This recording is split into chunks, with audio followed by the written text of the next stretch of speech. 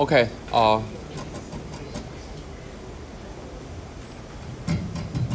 Okay. Good morning, everyone. So today we continue for the basics related to the electronic device. So we'll continue for the discussion with typical information related to the silicon crystal band gap, and later we will also quickly overview the device architecture. Is mainly related to the all kinds of basic device related to the diode, related to the MOSFET. So for sure the first important one is to understand the silicon crystal structure, which is the most important species that we use for the semiconductor.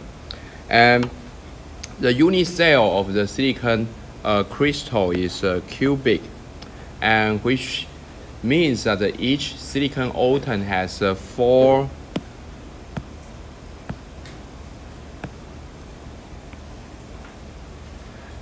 four nearest neighbors. And then this schematic is silicon crystal structure in a two-dimensional representation, as shown here. This is a 3D structure, and this is two-dimensional. So we can see that each silicon has four near silicons nearby.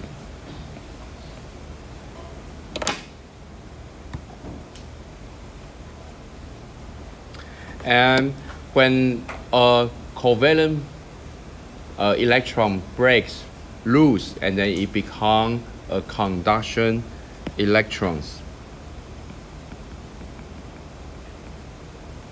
And as shown here, so this is conduction electrons.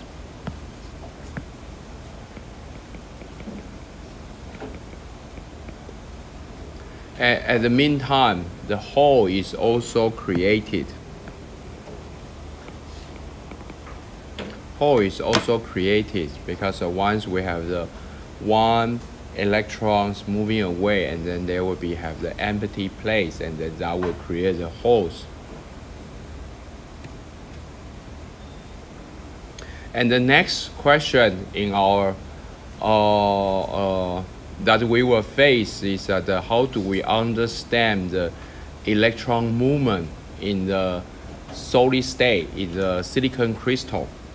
And therefore we have to understand, we have to apply the quantum physics here. So that's the one of the important foundation that we needed to help us to understand how the carriers, no matter for the electron holes movements in the micro world, which is silicon crystal or any kind of semiconductor crystal. So basically we can consider this is a difference between you consider as a skier where you play the skiing. That's a typical case that we can consider the Newton's law, because this is a pretty large objective. So once you are playing the skiing, and then normally when you face a certain stone or certain woods, and you will try to avoid it. And then if there's a physical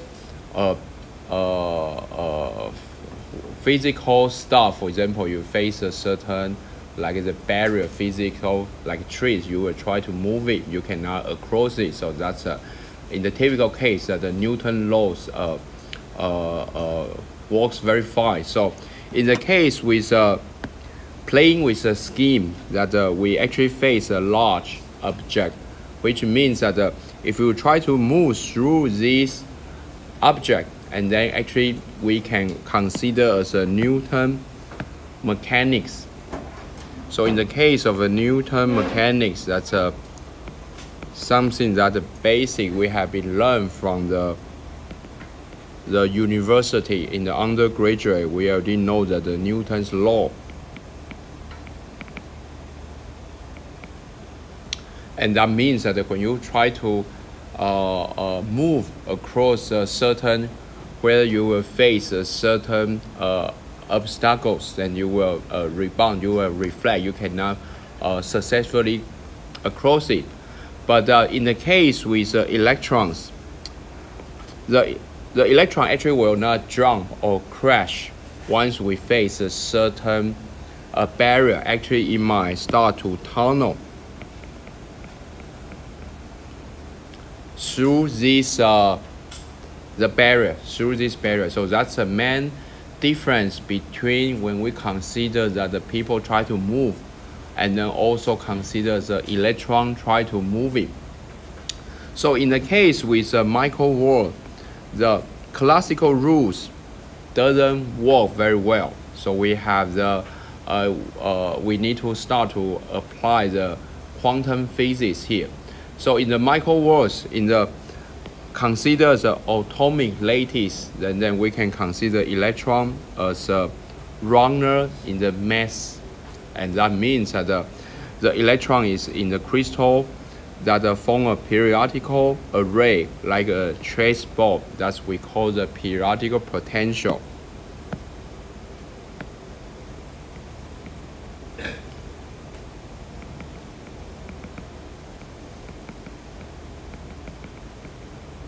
Just like this is like the chase ball, 棋盘. So that's why you can see that you have a lot of atoms here, and then once you have an electron move through these atoms, actually consider that the atom try to move in the case with a periodical potential, because sometimes this is far away, we have a lower potential. Sometimes this is close, we have a higher potential, and sometimes we have far away, this is a low potential. So if you try to plot the potential with respect to this lattice, then you will easily get this potential distribution in the periodic lattice arrangement, where you will get the potential roughly is equal to this one. In the beginning was lower because of the distance between the atoms and move electron is far away, but then we have a higher, we have a lower, we have a higher, and we have a lower. So if you consider as a V here versus a certain dimension, then we have this periodic potential.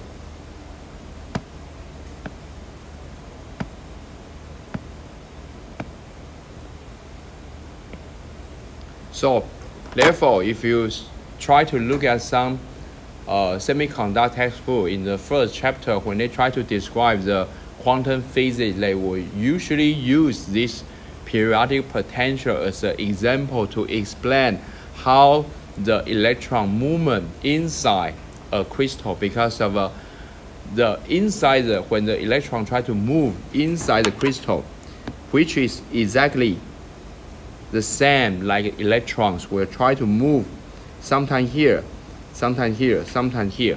So they will try to cross this potential barrier and move to the other side.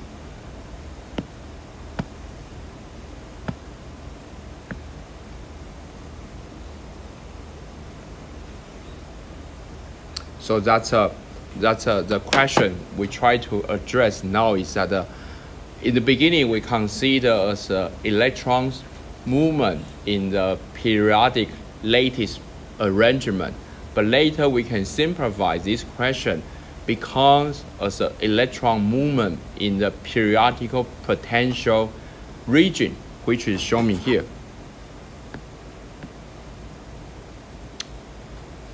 And then in this case, each barrier or each obstacle will affecting its motion, just like because of sometimes has a lower potential, sometimes the nearby has a higher potential. And then at this point, the Newton's equations no longer apply, and we need a quantum mechanics.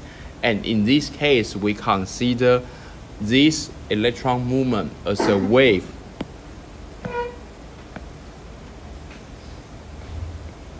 So that's why we always consider the Schrödinger's wave equation, because now it becomes a wave. And also we have to use the concept of probabilities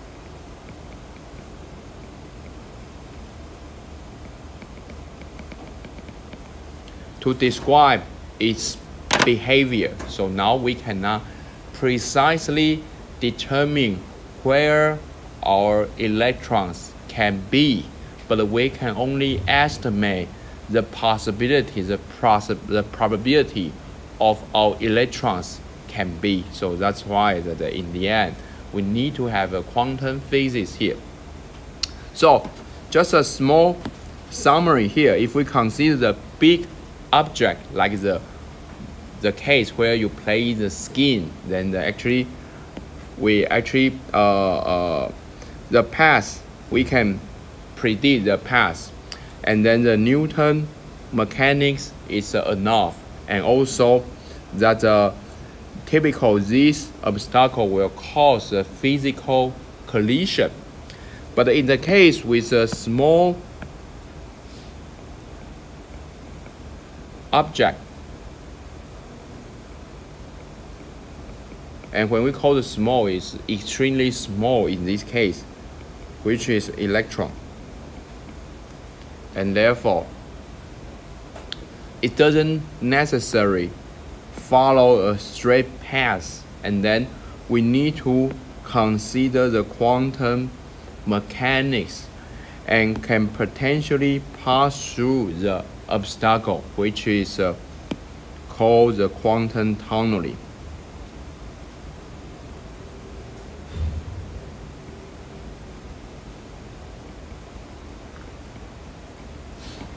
So that's why in the beginning of when we talk about semiconductor, we always have to first to introduce quantum mechanics, quantum physics, because this can help us to illustrate the concept related to the quantum mechanics. So that means in the micro world, if you have the electrons try to move, face a certain barrier, and then we still can see the possibility of the reflections, but also the tunneling, which is generally we call as a quantum tunneling here.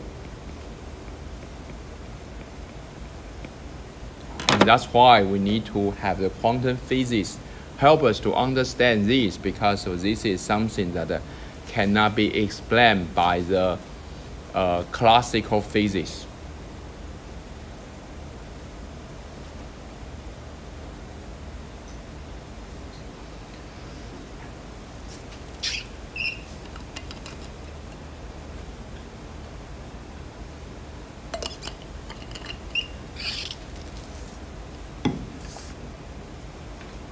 So here's just some more summary, just get you feeling. So most of, if you are new to this graduate school, if you haven't followed any, I believe that most of you actually already follow, but just imagine that if you are haven't followed any semiconductor physics, most of the students will feel frustrated in the beginning to understand the quantum mechanics. But in the end, of course, the quantum mechanics is a very deep knowledge that probably in some of the department, physics-based department, you probably need to learn these 2 semesters to understand every concept of the quantum mechanics. But fortunately for the semiconductor case, we only need just like 1 chapter knowledge of quantum mechanics is definitely enough for us, because we only want to have the quantum mechanics to help us to understand why there's a quantum tunneling can be happen. So here is some of the details.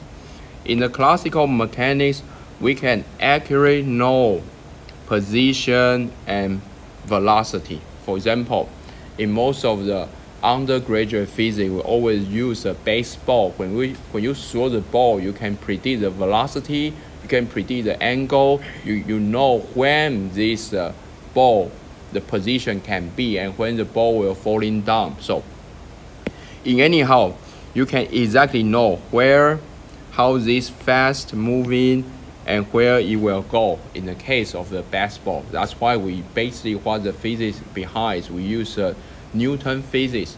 But in the quantum mechanics, particle moves like the ghost. So we cannot precisely know the exact position, but we always have to use the concept of probability. So that's the difference between the classical and quantum mechanics here. So in the case like the quantum mechanics scenario, so you only know the probability of finding this, and if you look at the key term, then you might only say where it's most likely to appear, but you can't be certain. So that's some of the illustration, the difference between this classical and quantum mechanics here. So that's all. For sure that in the semiconductor textbook, we spend like one chapter because of we are not only physics-based illustration, but we also have to use some mathematical equation to prove our physics-based understanding. So that's why in the semiconductor textbook, you will see we talk a lot about the wave equation, because we try to have those wave equation to help us to prove that our understanding is correct. There's a quantum tunneling, there's a probability density function that we cannot precisely determine, we only know the probability. So that's why we have to introduce a wave equation. But sometimes just reminder that the mathematics just try to prove our physics-based understanding. But it doesn't mean that we have to really memorize every equation. We have to do the derive of every equation by ourselves. So don't feel confused or frustrated that why this equation looks so scary. Or in my semiconductor class, most of the students, some students, not every, some students might give the comment that hope I can spend more time to talk about the equation. I hope I can spend more time to derive the equation one by one, state by state. But I want to say that this is a graduate level class. This is not like high school level. This is not undergraduate level. This should be your responsibility to understand the equation. But in the class, we only mention the most important outcome that would be helpful for us. So that's why we still need a quickly go through this wave equation, but we don't do any calculation here, because if you want to do the calculation, there are a bunch of the textbooks. Nowadays you can easily ask a GPT to help you to solve this wave equation. So this kind of calculation can be replaced by the computer already for a long time, but most important is to understand the physics. But still, we have to mention that in the quantum mechanics, we always use Schrödinger's wave equation, which is proposed by early 19. That's called the wave mechanics. And there are several assumptions and basics here. It's a principle of quantum that's introduced by the Planck. And we also have this wave-particle duality principle introduced by the De Broglie here. And also, the particle follow laws of the conservation energy, and we can express this phi xt as equal to this one, and then we just put everything in this wave equation, and finally we can get this conclusion. And the conclusion here is, you can see the main important implication is, in the beginning, the wave equation is dependent on the x, which is the space, t is the time, but in the end, it's only matter dependent on with space, but independent of the time. So that's the most important conclusion. That's why we spend the time to understand the wave equation, because in the end we found out that in the beginning we feel like the wave traveling in the one space should be correlated with the space position and correlate with the time, but in the end we found out it's only depends on the position, independent of time. And also this one is a probability density function.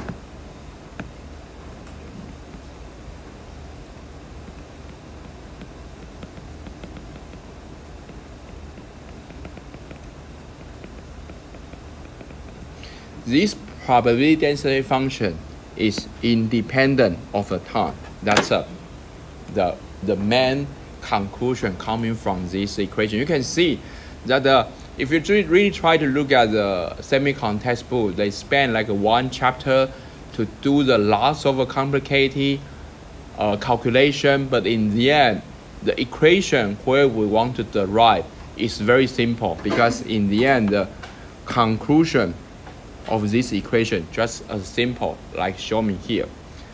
So one major difference between the classical quantum mechanics is that the classical mechanics, the position of a particle or body can be determined precisely. But in the case of a quantum mechanics, the position of particle is found in terms of the probability. So now we have the mathematics to prove our understanding.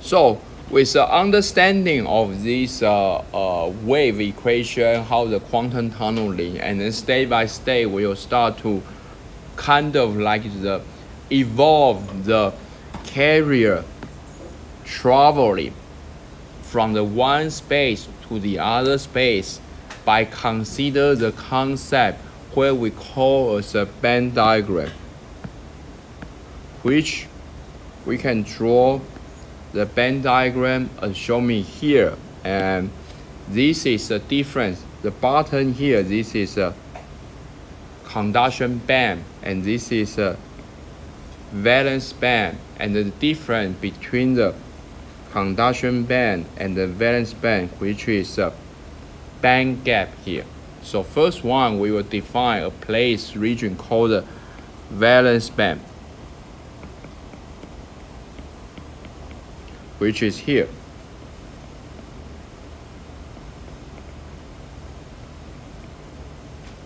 And then the top of a valence band, that's we call the EV here. Electrons stay in place, forming covalent bonds makes them difficult to move. So like the well-behaved student in sitting in your charts, in your chairs. And also we have this place, what we call the conduction band. And then conduction bands,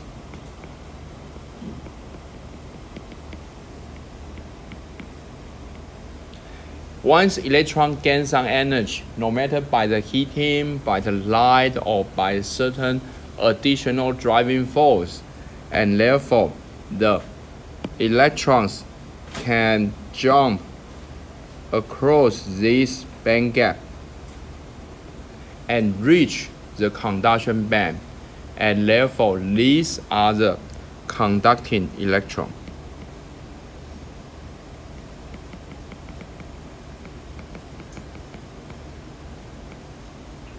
And then the difference between the EC and EV, which is the band gap.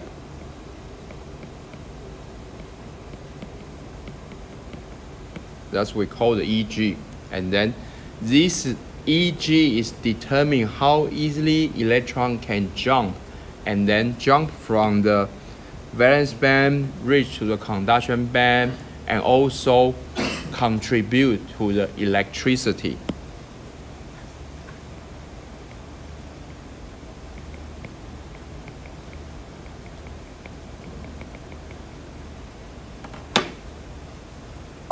So that's some of the band diagram, band gap concept related to the valence band, conduction band. So with this kind of concept, we don't need to every time to draw this two-dimensional schematic anymore. We can only use this one to represent how the electrons from the are moving from one place to the other, and the end to become the conduction currents.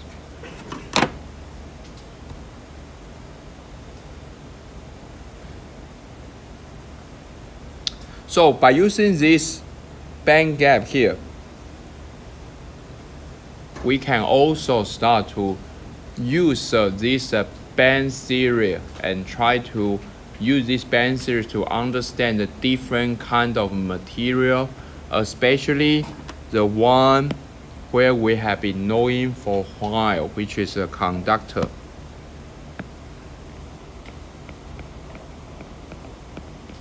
The conductor means that the electron can move freely without any barrier in between. So that means in the case of a conductor, there's no band gap. So the electron can move freely in this between the valence band and conduction band. So that's why we call this as a conductor.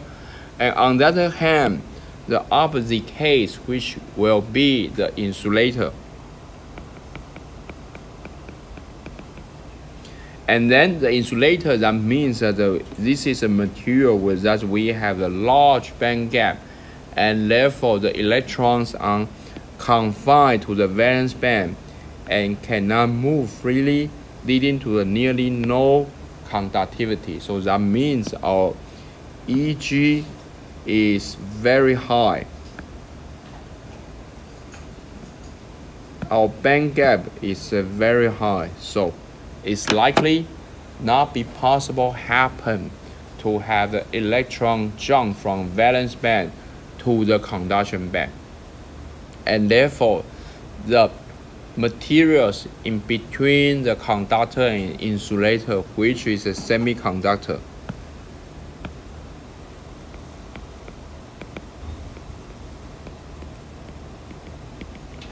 which has a median level of band gap, and therefore the electrons in the valence band still possibly to jump across this forbidden band region and reach to the conduction band, in the end contribute as electronic currents. So the band gap lies between that of conductor insulator. Under certain conditions, electron can move, and then the conductivity is tunable,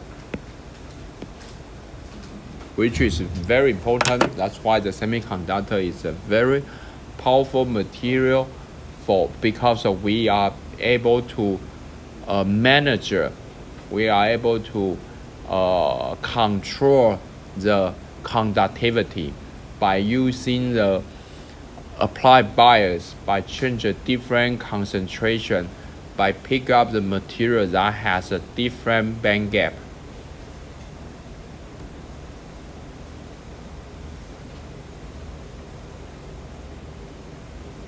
So here is a summary. The electrons, a negatively charged particle after being excited from valence band to the conduction band and move freely, that's the electron. The hole when electron in the covalent bond is lost, and then remaining positive charge vacancy is called a hole. Electron is a negative charge particle, and electrical current, which is under an external electric field, electron move toward the positive terminals and hole move toward the negative terminal, forming an electrical current. The magnetic current depends on the concentration and mobility of the free electron and holes. So that means that we can try to control the concentration, we can try to control the mobility, and then in the end we can to manage the current, to manage the conductivity.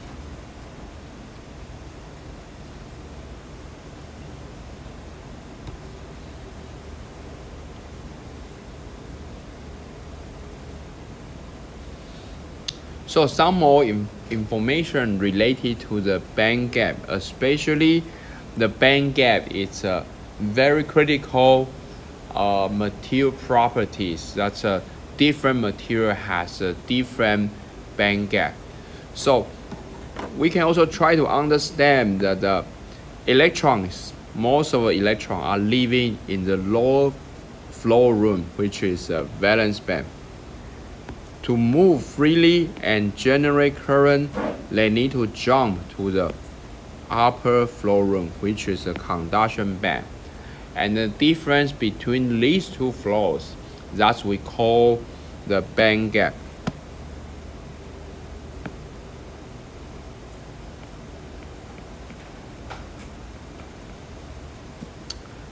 And then the smaller the distance of this band gap, the easier for the electron to jump up, meaning the material conducts electricity very easily. So like the case with the germanium, where it has a small band gap.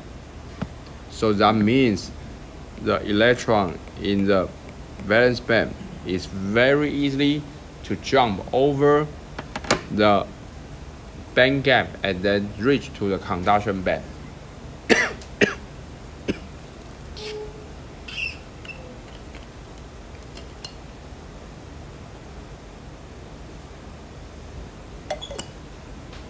And normally we use the silicon band gap as a reference.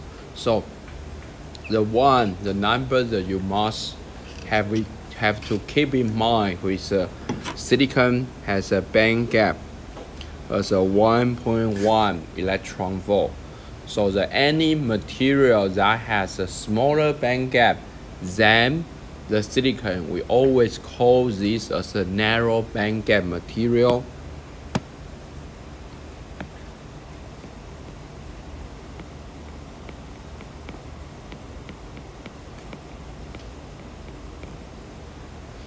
But on the other hand, any material that has a large band gap than silicon, where we call this as a wide band gap.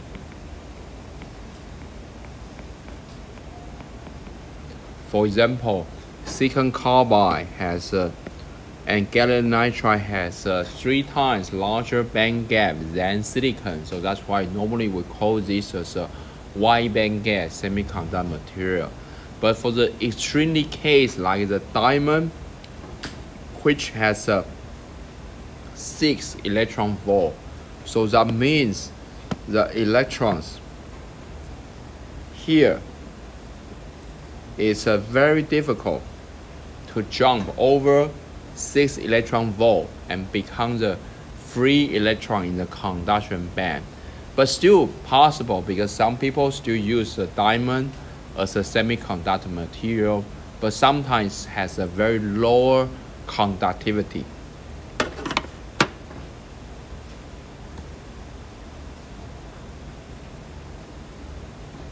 So finally, we finish the basic material property to introduce some of the basic related to the crystal structure, related to the band diagram, related to the band gap. Now we have to gradually move on to the level of the device, because in the end we still need to have the device architecture that let us to understand that how actually the device operation.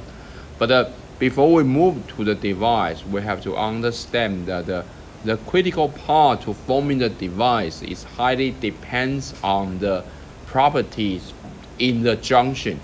So we need to understand what is junction. So a junction is the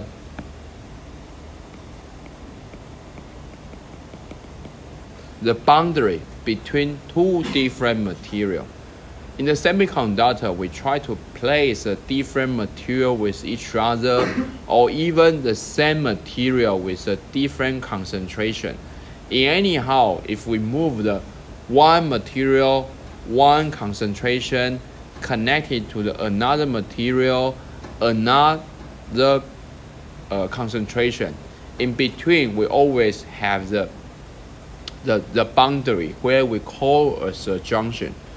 Just like the case if you try to go in from the paved nice road to the dirt path, then you will start to feel there's a slightly difference between the one kind of road to the another kind of road, because you will feel a difference in your vehicle, in your seating condition. So we need to understand the junctions here. And then in semiconductor, junction affects electron movement.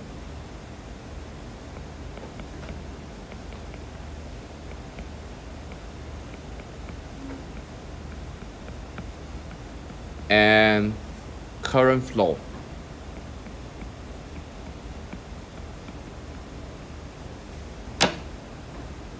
Because when we try to place two different materials together, and in between, this junction will highly influence our electrons characteristic.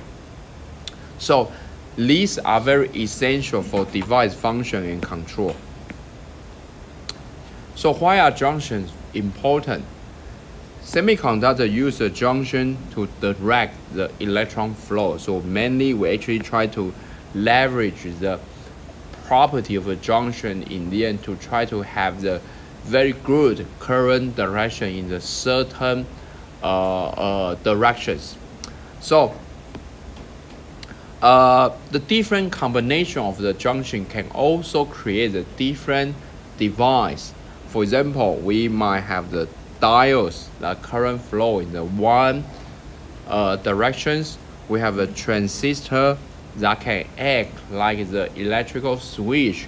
We have a memory that rely on the junction behavior. So with manipulate all the junction characteristics, we are able to fabricate the diodes, we are able to fabricate the transistor, we are able to have the memory here. And there are four common type of junctions that almost dominate 90% of the semiconductor device structure. Which the first one is a metal semiconductor junction.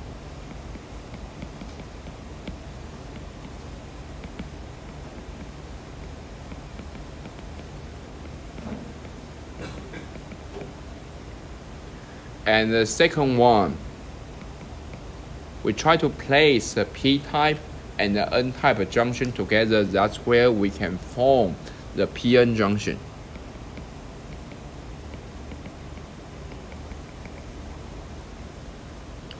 And the third one, which is a heterojunction, which we try to place a semiconductor A, one material on top of another material.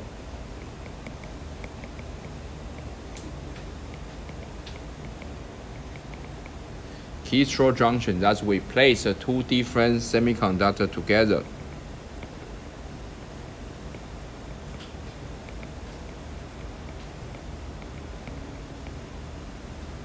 And then the last one, which is important, we try to consider everything. So now we have a metal versus semiconductor. We have the heterojunction. So if we can try to have the structure where both have the metal, now we place the oxide. And now we also put the semiconductor.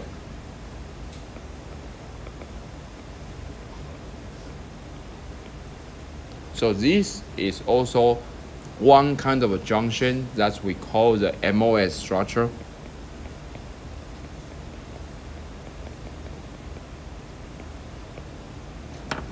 So basically, every semiconductor device architecture are forming by one or multiple of these combination, and then with understanding all these combination, that will help us to understand the device characteristics. So now you can see why in the semiconductor, that in the case with how the semiconductor textbook logic, how do they do the arrangement?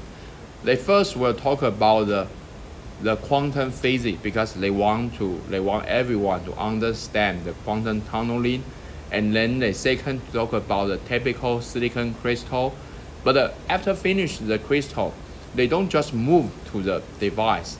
The first, we will talk about the metal semiconductor junction. And then later, we will talk about the PN junction. With the understanding of the metal semiconductor junction and PN junction, finally, we'll move to the device, the PN diode or metal diode, and then the later will be the MOSFET, MOS capacitor. So that's why the arrangement for the semiconductor knowledge to understanding from state by state is always follow this kind of a logic. So let's start to look at the first one, which is a metal semiconductor. So the metal semiconductor which is simple as shown me here. We have the piece of the semiconductor. We put the metal on top of this semiconductor. And this contact point will become like the plug or socket. So that means the metal supply electrons, and then the semiconductor can either receive this electron or blocks this electron.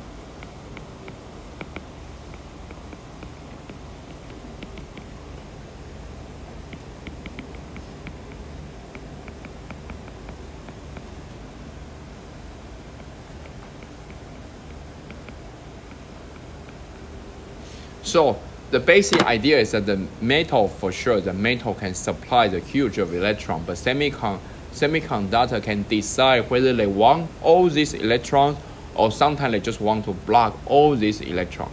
And this type of junction can determine whether the current can pass through smoothly or not. So therefore, in the case of the MOSFET, this is typical structure of MOSFET.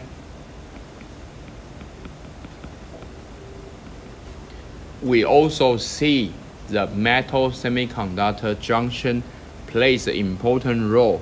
And where is the metal semiconductor junction? This is a metal. I think this is some of the drawing is not that accurate, so should be. This is the whole of the metal.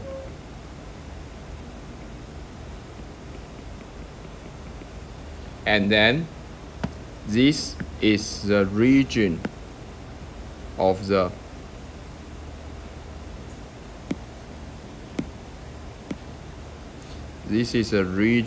metal semiconductor junction.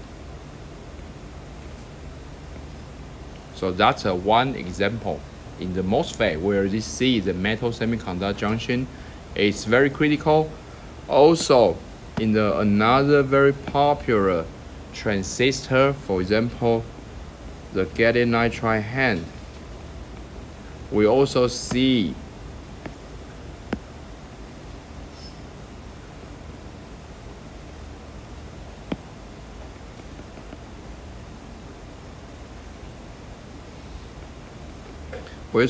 the metal semiconductor junction plays the important role of the device characteristic. So we're trying to build out the one transistor, and for sure that the metal semiconductor junction is crucial, because in the end it determines whether the current can pass through this junction smoothly or not.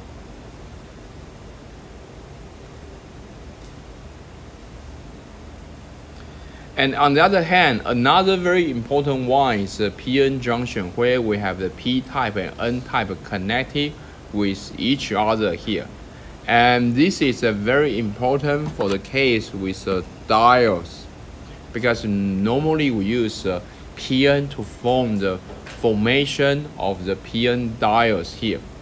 So the structure is simple. We just put the N-type semiconductor connected with a P-type semiconductor in between, and that's how we form the PN junction. But this PN junction will create a very unique characteristic. First of all, we can imagine that this is a region full of the holes. Therefore, we can expect the hole diffusion from left to the right.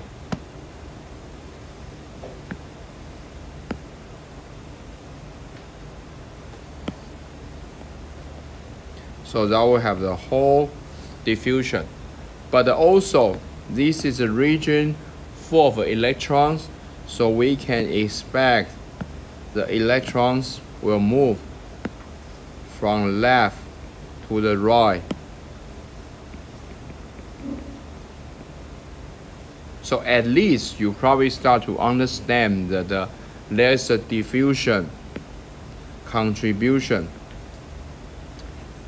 for the p-n junction, but for sure that in this semiconductor junction, we are not only consider the diffusion, because of the diffusion in the end will try to being stopped by the certain drift effect, by certain barrier, by certain of the electricity as well, and that will form the balance of the equilibrium of the p-n junction.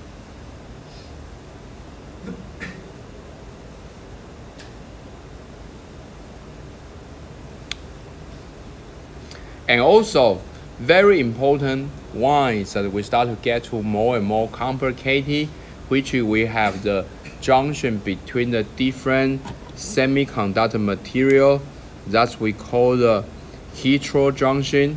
For example, we try to combine the gallium nitride or aluminum gallium nitride. Like in this case, we have a aluminum gallium nitride on top of gallium nitride, and then we can magically to have the two-dimensional electron gas in between, and this is how we call as a gallium nitride hand.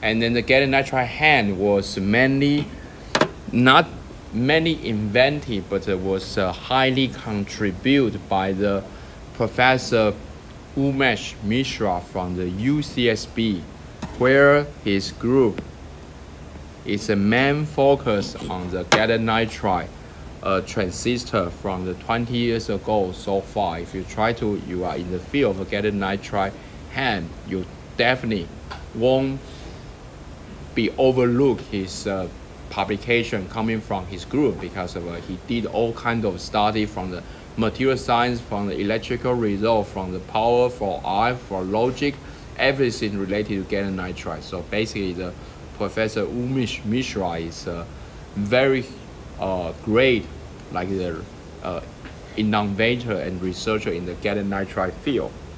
And on the other hand, the very important to use a heterojunction is by consider the P-type of gallium nitride with the N-type of gallium nitride, and in between we try to insert the quantum well here. And this is a structure where we make as a gallium nitride LED. That's how we can make this transistor has a light emission, and for sure the LED now is widely used in our life, and many advanced lighting that use the LED, because not only can save the money, but also the cost is very low, and then we can have the all kind of LED application. And then the professor who make the breakthrough in the LED is coming from the Professor Amano, who won the Nobel Prize several years ago, because to thanks his huge contribution for the LED technology that he is now is a professor in the Nagoya University in Japan. That's if you are in the field of the LED, you definitely will read the paper coming from the Professor Amano. So now you can see the heterojunction. Just try to place the one material on top with another material, and lots of magic things can happen, and that can actually fulfill our applications.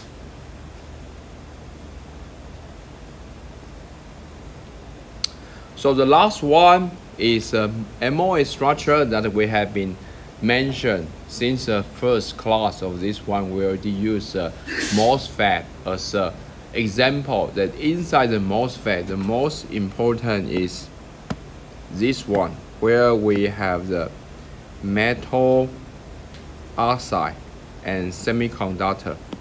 This is our MOS. So, which is like a sandwich. We have a metal on top, semiconductor on the bottom, and insulating oxide layer in the middle.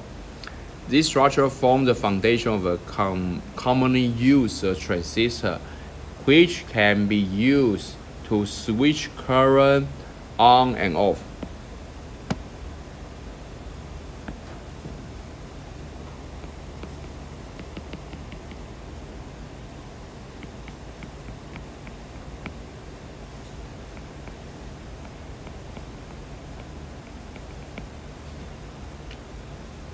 So basically, the MOS structure is the heart of the MOSFET.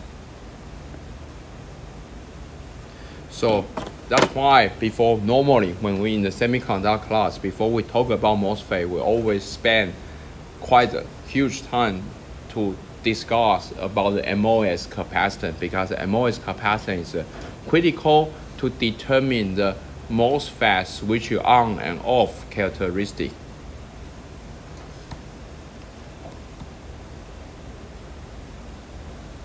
So let's look at some more details about the PN junction. As we say that this is formed by joining a P-type, N-type semiconductor, and P-type has many holes, and N-type has many free electrons. So in the beginning, the electron will move from N to P region.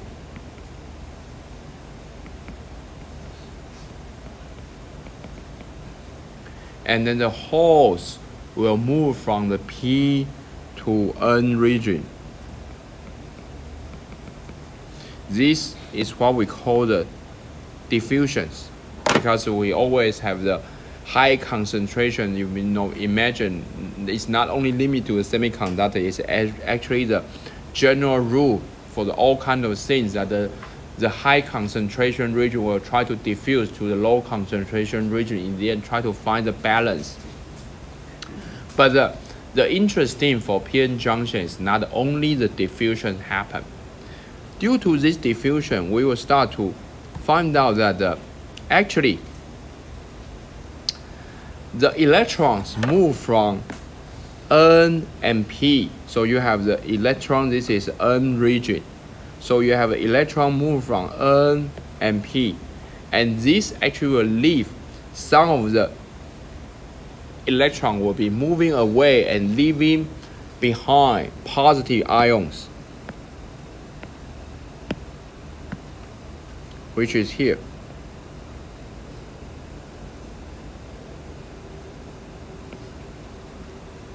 Also, similarly, when the hole moves from the P to N, then we have the negative ions, which is here.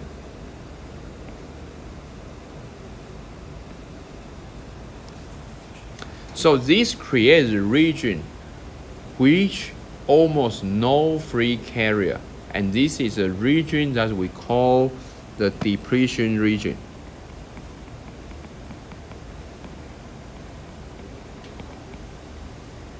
And now we have a right side positive charge, we have a left side negative charge, and therefore this positive and negative will form electric field. And this is how we call the built-in electric field.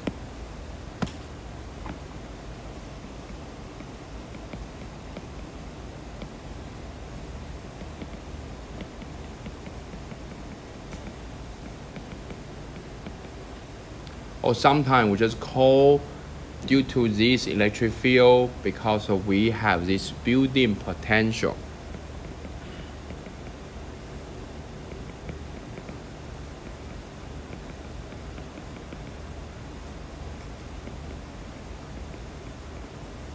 Which is this one. And this built-in potential will act like the barrier, which is like the tiny battery inside that will form as a barrier.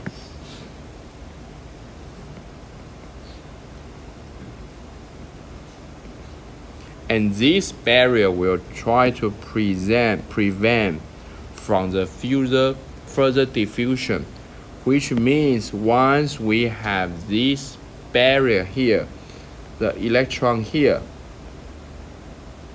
in the N region cannot move anymore.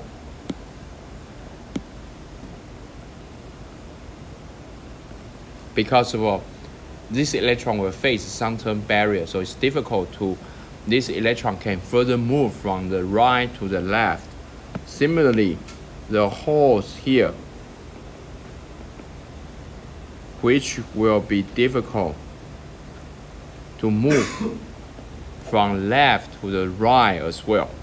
So this barrier, this small state is called the building potential, which is kind of like a barrier wall that will block electron and holes, and therefore we will not see all of the electrons will diffuse to the left, all of the hole will diffuse to the right. These things will not happen. Immediately we will form this barrier, and this barrier will prevent further diffusion and help stabilize the junction structure. So that's a secret for the PN junction inside.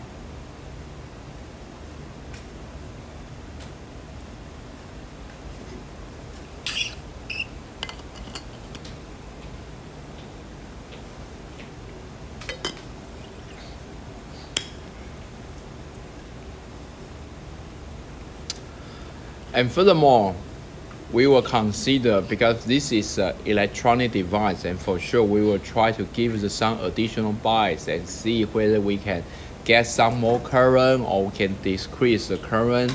So normally we'll start to do the forward and reverse bias. So once we have the forward bias, as shown here, then actually you will see the barrier is reduced. Forward bias, these hills gets lower, this barrier is reduced. So now the electron holes can easily across and flow to the other side, and then finally we have the current flow. So that's why in the case of the PN junction, if you look at the I versus the V, and then we will see under the forward bias the current is rising because of now the barrier is very small and electron holes can move to the other side. But on the other hand, if we try to apply the reverse bias, this reverse bias will increase this barrier, and therefore we will have this high energy barrier.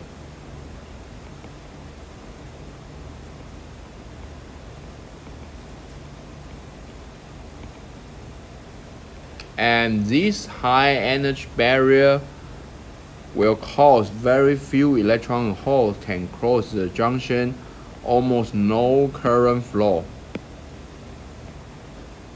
So that means ideally, if you try to bias in the reverse way, you get the no current, like in this case, because of now all the electron holes are blocking. So this is a reverse. This is the forward.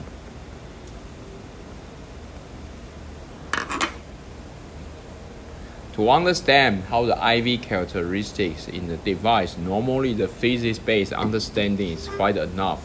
But sometimes we just need to have some mathematical equation to support our understanding, sometimes we also need those equations to do the modeling. But for the physics-based understanding, that's enough.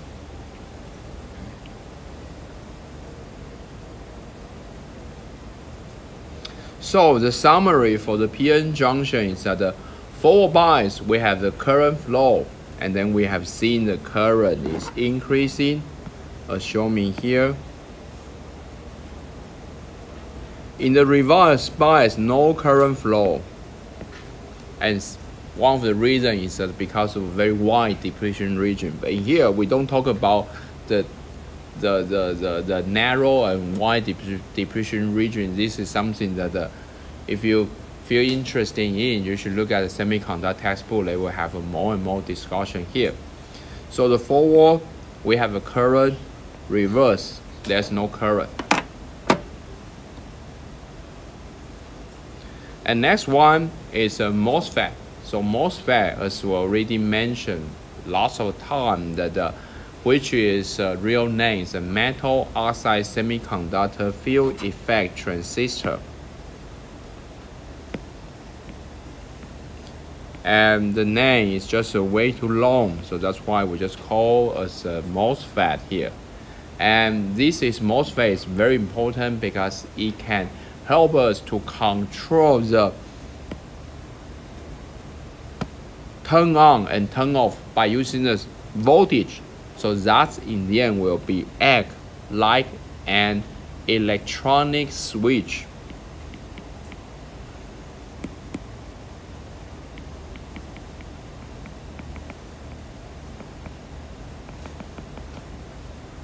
Electronic switch controlled by voltage.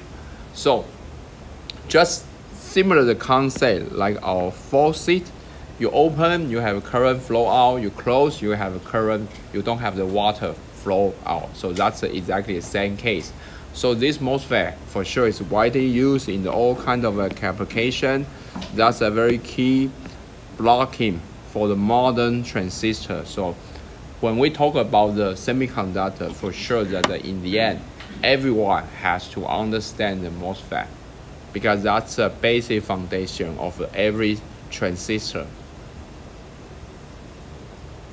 So the key part of MOSFET combined with several different key terminals.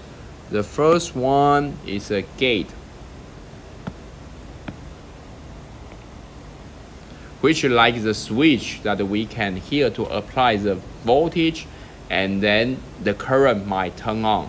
And we also have the source and drain region.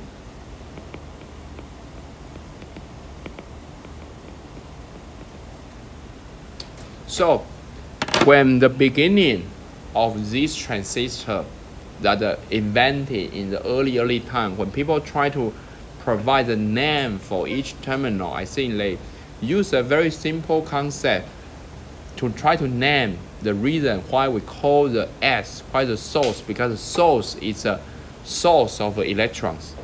So every electrons are coming from the source side. So that's why we call the source. And why we call the drain, because of this is a place where our electron existed. But if you try to look at the dictionary, what does the drain mean? Of course, right nowadays, I think everyone all consider to read some Mandarin textbook, you probably will find out the drain, they call the 集集.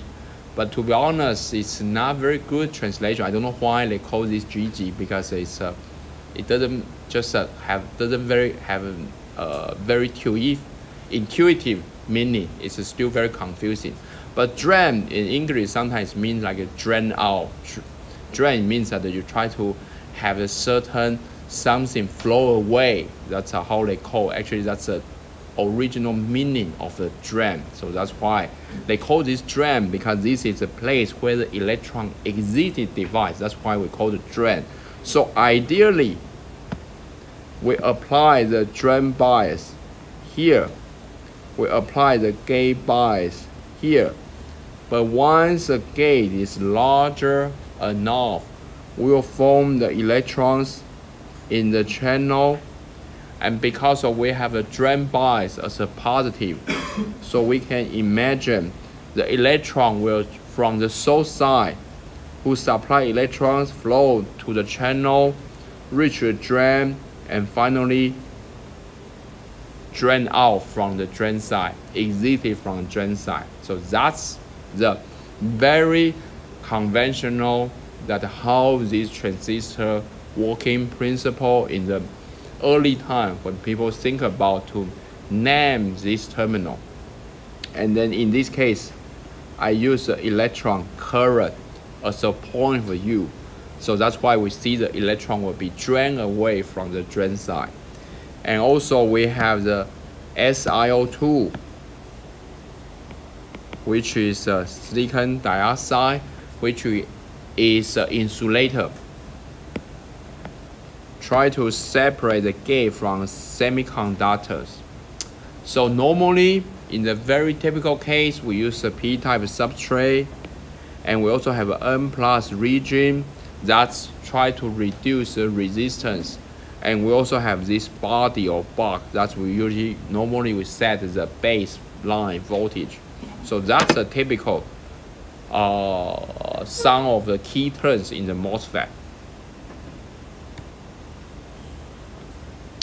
So the MOS structure is the core of the MOSFET, as I say, that the heart of a MOSFET, which is MOS capacitance here. And then normally we can easily to understand the concept of the capacitance, where we have the typical equation of the capacitance, and then Q, which will be the charge. The charge below here, this is our Q, is proportional to our capacitance times our voltage here. So that means if we increase the voltage,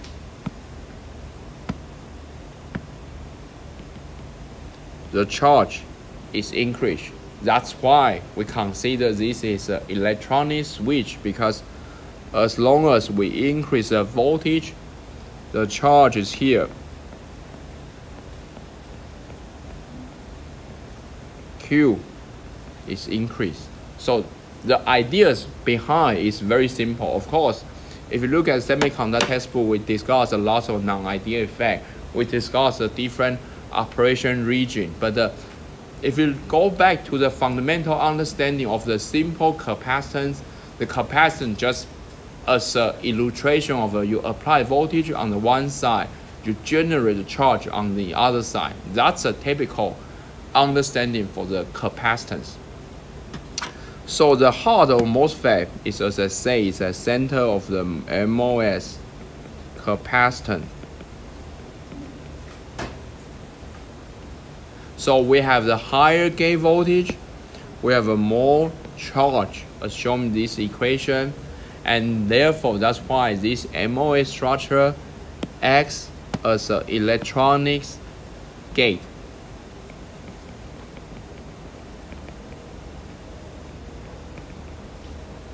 And then we have applied voltage, and then once we apply voltage, we can have the current conducting.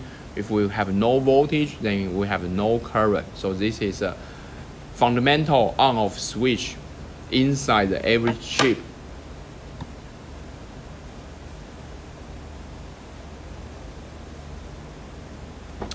So here, let's just talk some more about the basic operation principle of the MOSFET. Here, we assume in the beginning that our gate bias is small and smaller than one critical point that we call the VT, which is the threshold voltage. So at this point, the gate voltage is not that high enough, so the conducting channel has not yet formed. As a result, electrons cannot flow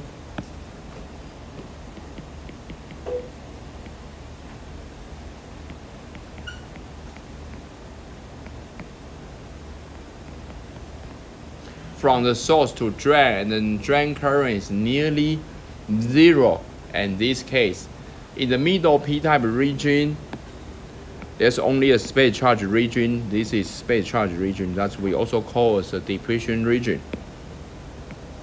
there's no conductive path for the electron, so therefore we won't have any current flowing at this moment. And later we start to gradually increase our current here, where we start to increase our gate bias larger than threshold voltage.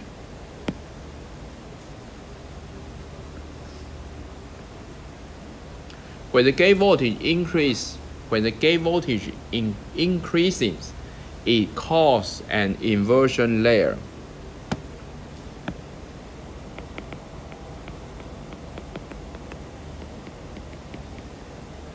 From the surface of p-type region filled with a free electron, which is this one. And then at this moment, the electron current channel is formed, and we have electrons flow from the source to drain and generating a drain current.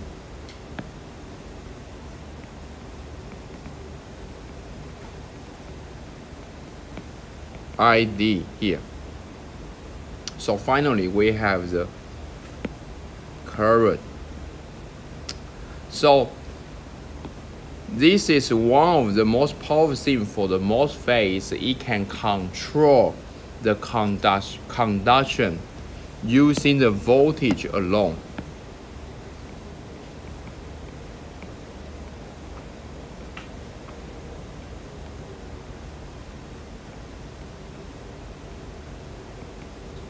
So that's a very important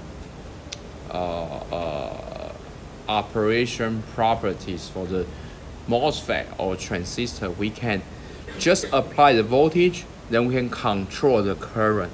So that's why if you look at all the transistor or semiconductor, what we are interested in, the characteristic is always the current versus the voltage.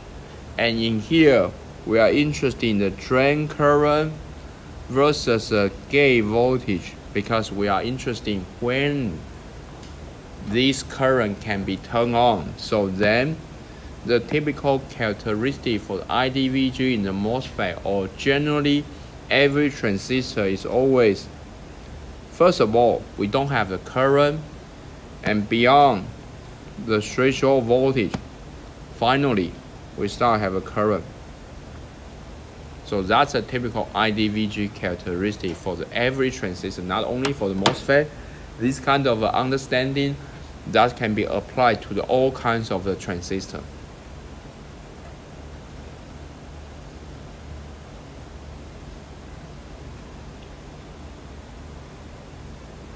Okay, and here's some more like the very advanced transistor is trying to fabricate the transistor that has a current flow from the flat to the 3D. That's why in nowadays we are not only rely on the planar transistor, but we also use the FinFET here. So the evolution of a transistor, just like the different house design, in the beginning we have this planar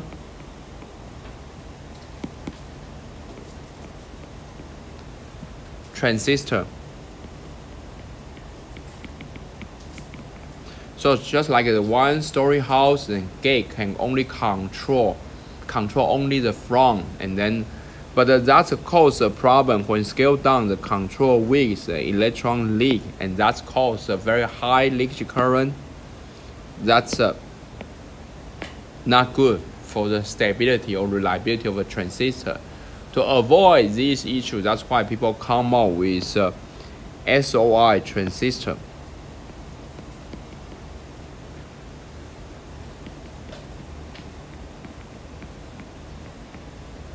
The idea is very simple. We just try to have this insulator here. This is, we have this what we call the barium oxide.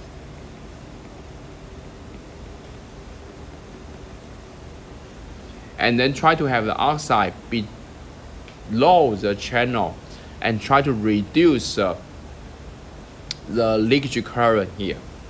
But later, the most advanced version, which we consider the FinFET, which is just like the 3D house with multiple floors, and then gate can control not only front but also the sides. So we can control not only the front side but also the side walls as well. So that's why the FinFET can provide us a better control of electrons. In the end, it's important to keep us a lower power consumption. So that's just one slide to show that the different version of the transistor, from the very basic version up to date for the a little bit advanced versions.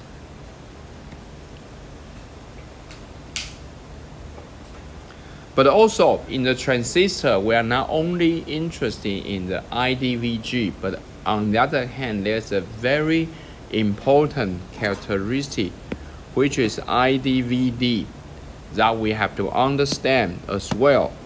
So the typical IDVD characteristic can be shown here. We have the drain current, now we have the drain bias here, and then the typical characteristic is, first we have a linear region and later reach the saturation region.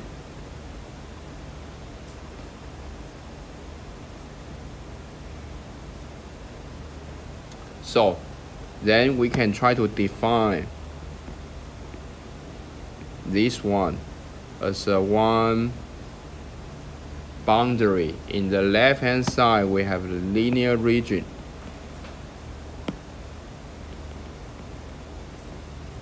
in the right hand side we have a saturation region, and this is a IDVD at a different VG.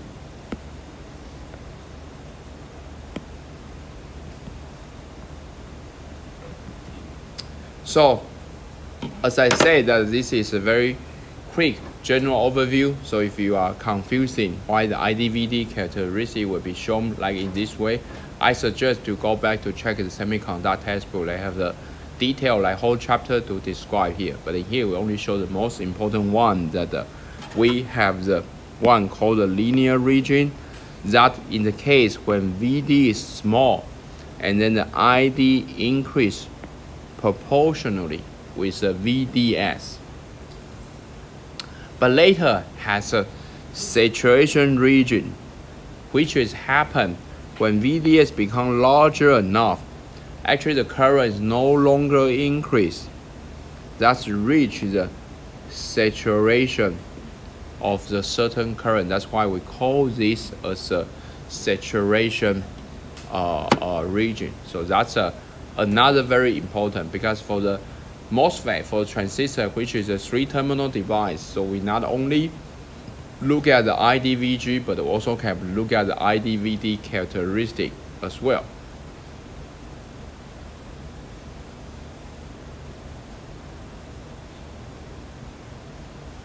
Okay, so probably we'll take the 10 minutes break and we'll come back at 11 to continue to finish the rest of the basic related to electronics and some fabrication steps.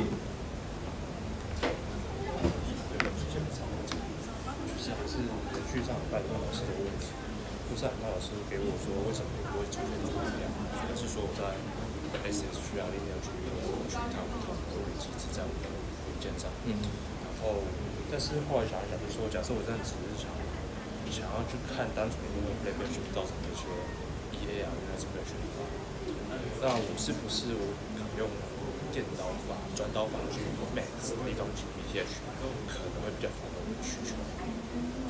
你说你的需求是，就是可能我只是想说，看它，因为 stress 它可能假设下面这一段是我的预期，对，我只是想要看它因为 stress 它会往这边跑这件事情，那我是不是该用转导法去max 的地方去取 BTH？ 啊，当然，如果你用纯 conductance 的话，转法它只会看到这一段的 BTH。对，那当然，如果以你现在目的只是为了要看比较高电流的样子的趋势，而不是比较低电流，那当然用纯 conductance， 只是说那个方法比较像是你特意去忽略这一段的 discussion， 就只是看你有没有想要去了解到这一段跟这一段的 shift 的差异。所以其实这一段，假设我在这边特别取，因为我现在用电流法，它其实应该算是业界一个有一点专业化的一个方式。没错啊，对，光电流法我真的会很难去取，说我要怎么取才能取到在这种区域？我觉得这是一个我可能取值会造成的误差。应该是说这取决于你的电流的那个电流等级是不是要考虑元件完全turn on，还是纯粹就是 substrate 刚打开的时候。对，因为你电流学太高就完全负力turn on，那你就跟纯 conductance很像。那如果说你是刚打开一点点的时候就把它取的话，就代表你是可能是比较 care 是刚打开那个区间。对，那刚才的区间可能会跟我们的这个 interface 的 trapping 比较有关系。对，那这边可能后续就是把它延伸出另外一个 topic 再去做一个讨论。对啊，就是一个是完全，这个是完全打开，对啊，这是还没打开，然后还没打开的时候才刚介于要开不开的，它跟 interface trapping 会比较有关系。我想补充起来，所以其实我们就在做 MOSFET 的元件。对。那假设 MOSFET 的元件我稍微准备一下，我能不能有这种变温量这种类 BTI？ 可以啊，MOSFET 也可以讲，就是量 MOSFET 的话，其实量出来它的反而会更纯粹一点，因为我没有 source drain 啊、channel 那些的一些。MOSFET 可以少了卷端的 bias 的影响。对，但是我相信 MOSFET 你也会看到这个地方会有影响，对，因为它会对 gate 的 bias 的更 sensitive 一点。所以老师认为 MOSFET 我这边取件是一样的，就可能也会有这种交叉。也会有可能会看到。理论上要 consistent， 不 consistent 才是特别喜欢。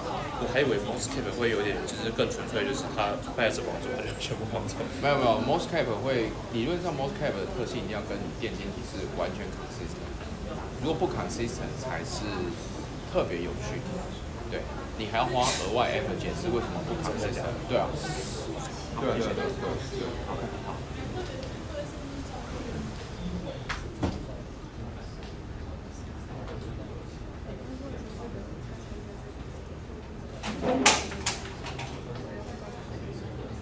这是哪个？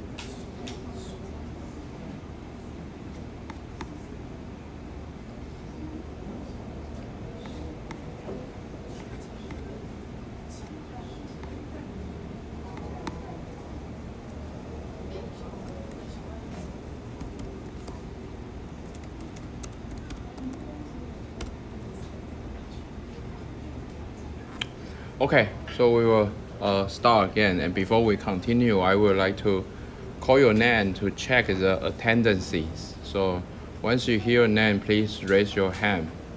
Let me know that you are here. 王伟博、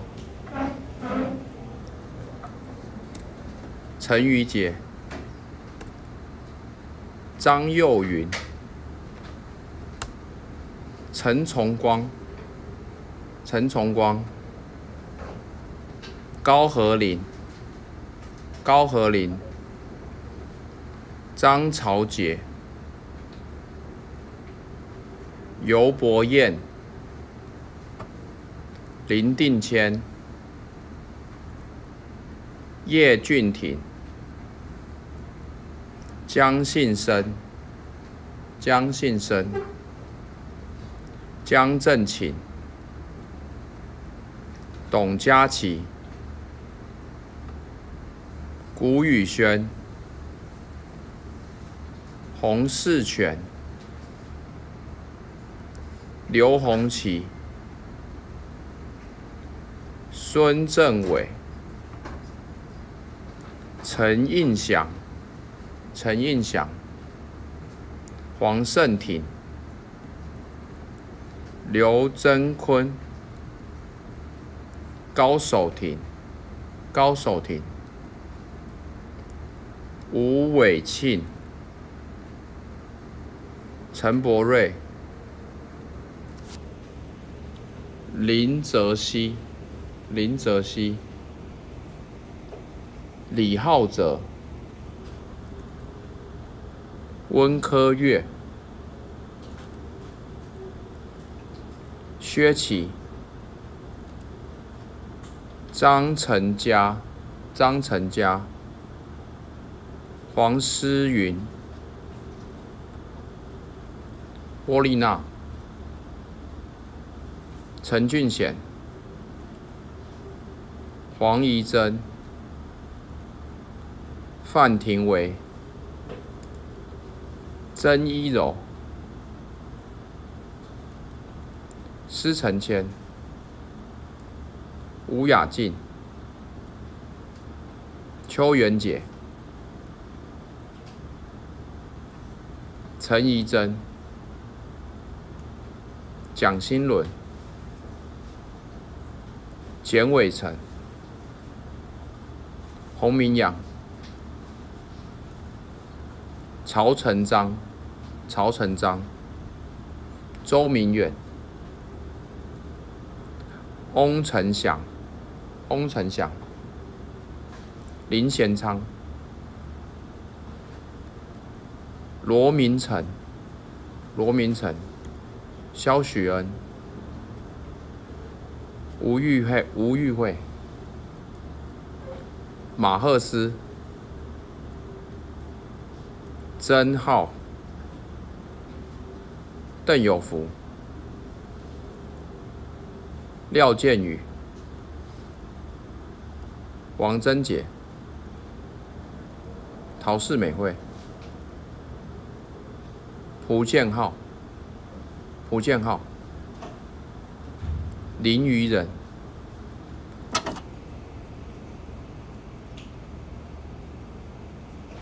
OK。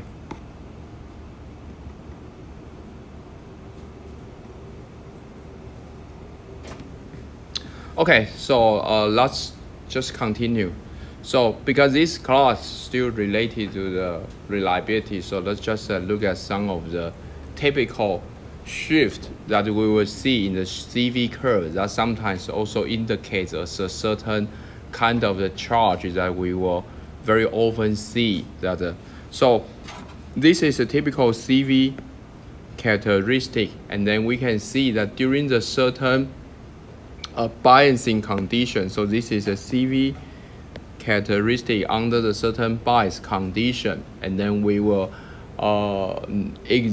experimentally observe that the CV curve might be shifted to the left hand side first. So you will see the drift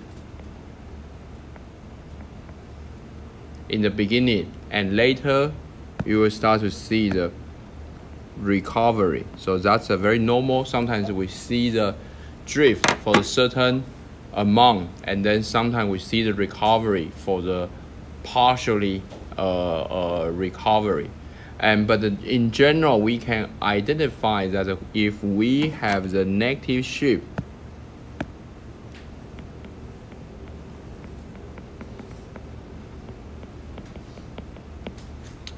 normally we can consider as a positive charging effect.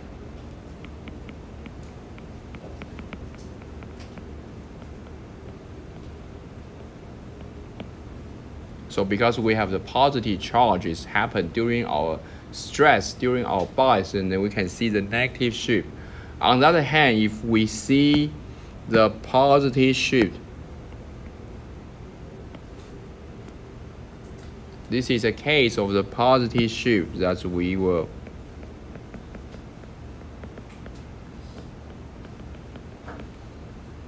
which is normally suggests that we will start to see the negative charging effect.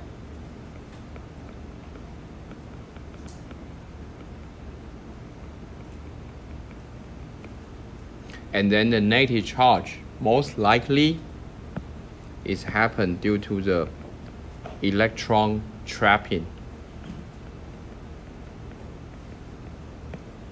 But the positive charging is mainly attributed to the Hall trapping. So these are the very common that we see. If we see the shift of your IV curve, CV curve in a certain direction, so from the shift of the direction, we can get the first identification that what kind of possible trapping effect leading to this shift. And then if we have the positive shift, that means normally we can consider as a electron trapping. And if we have a negative shift, that we can consider as a Hall trapping effect. So that's the first level of the analysis. Is very straightforward, not that difficult, but at least we can start to guess what kind of the trapping that causes the shift of IV and CV. And then normally the shift of IV and CV should be always consistent. So if you see the CV shift to the left, that means if you look at your IDVG here, so the typical fresh curve is like in this way. And if you see your IV curve shift to the left, which is also the negative shift, which is might be due to the Hall trapping, and if you shift to the right, that also suggests for the electron trapping. So ideally, the IV curve shift should be always consistent with the CV, because they are all talking about the same kind of the trapping mechanism under the gate. If not consistent, that means there's some kind of additional mechanism dominates.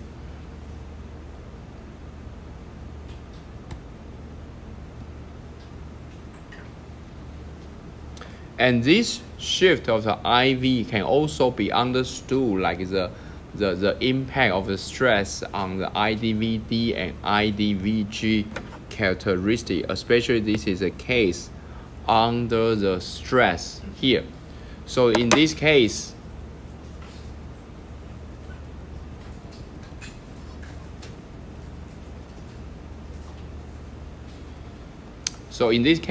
ideally we have this curve for the IDVD that's in the fresh. So we have been already shown that the typical fresh IDVD should be have this kind of a characteristic, and then the IDVG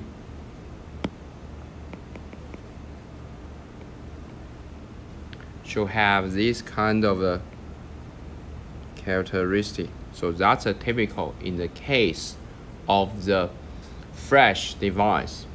But if you look at the MOSFET,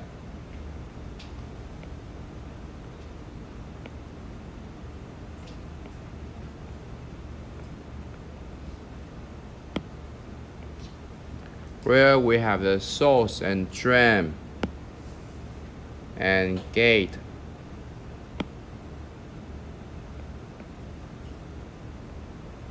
and then if we consider the stress, actually it's almost the same meaning of the bias, but normally we consider stress as a bias that has a little bit over bias plus a certain time, and in this case we call the stress. So we give the over bias but with a certain period, and then these actions that we call the stress. So let's say if we consider this MOSFET where we stress at the VG 5 volt and at the VD 1 volt here, and then so this is a condition we want to do the stability test where we stress at the VG 5 volt 1000 seconds. So that's our stress condition.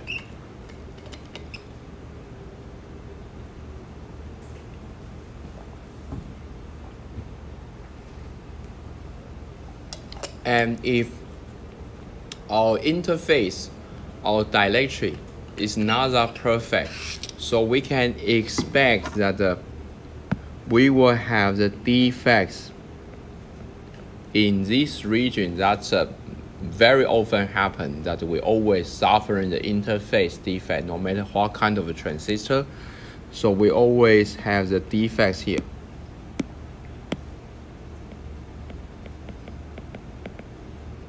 So once we have a defect here, it's likely because of we apply the bias. So we all knew that we might have the electrons formations in the channel, right? That's an inversion electron.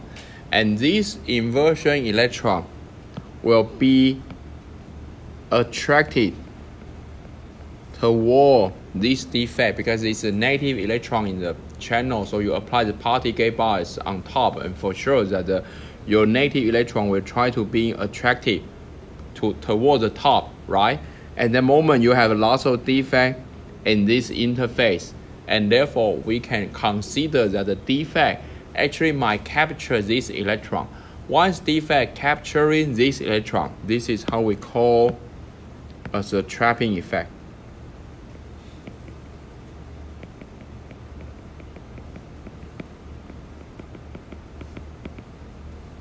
And because now we have the negative charges in this defect,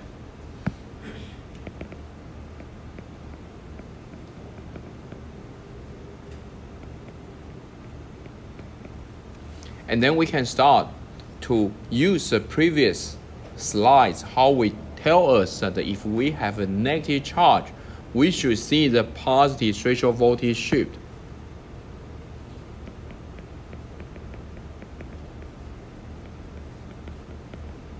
Right? Positive VTH shift. The previous slide told us that if we have the negative charge, we should see the IV curve shift on the right. That's because of a negative charge, so we should see the positive threshold voltage shift. But at the meantime, we'll not only see the positive threshold voltage shift, we probably will see this will be influence our IV curve, especially the drain current as well. This is because if you imagine this is your original ID VG, and our fresh curve is like in this way, but now we have the positive shift of IDVG. So that means after stress, you will see this shift to the right.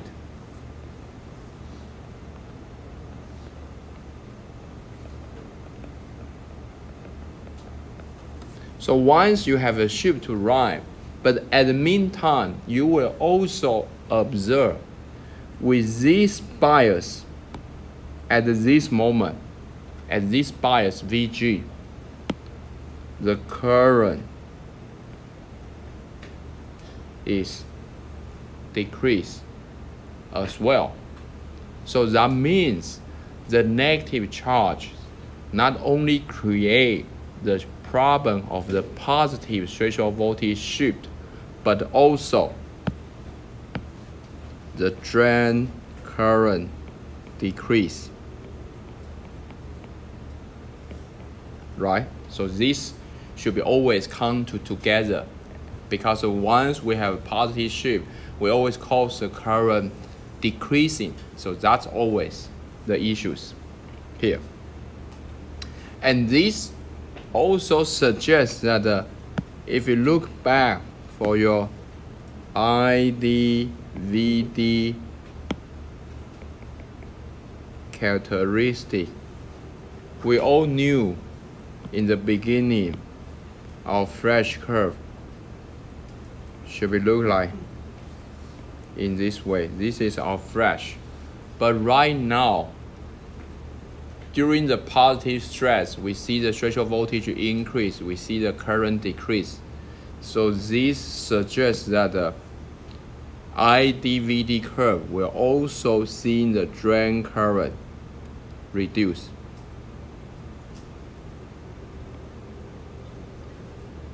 So we will see the ID drop as well. And then the ID drop suggests that the R-on increase, which is something that we don't want. So now you can see that how the factor influence another one, and then overall influence this whole performance, because due to the trapping in the interface or dielectric cause the threshold voltage shift, and then cause the drain current decrease, and then cause the on-resistance increase. So that's all can be seen, not only for the IDVG curve, for IDVD. So that means in the future, once you see during the stress and you found out that your IDVD, your current is drop, your on-resistance increase, that also suggests that we have the negative charging, which is due to the electron trapping in the somewhere that can cause this effect.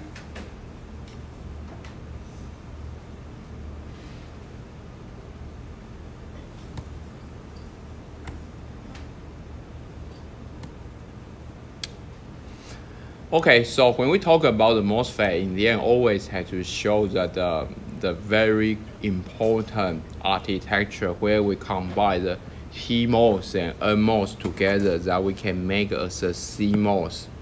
So this is a device schematic. In the left hand side we have the PMOS, in the right hand side we have the MOSFET. And then if you try to connect it in this way, that means that we try to make the transistor. This is a typical transistor symbol.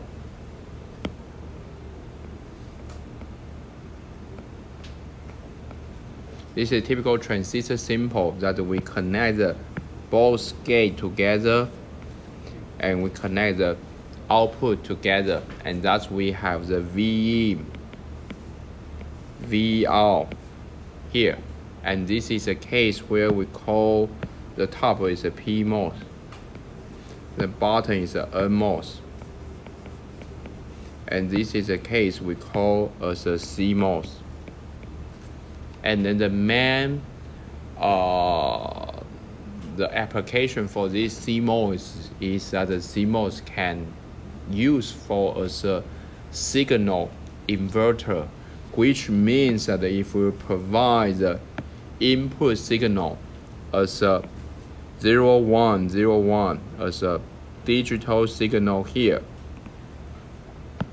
which we have the 0, 1, 0, 1, 0, 1, 0, 1.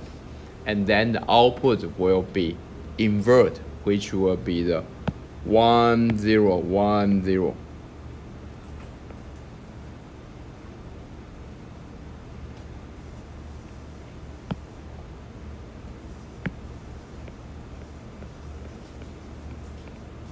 So that's why we call this CMOS as an inverter, which is very important for the logic application.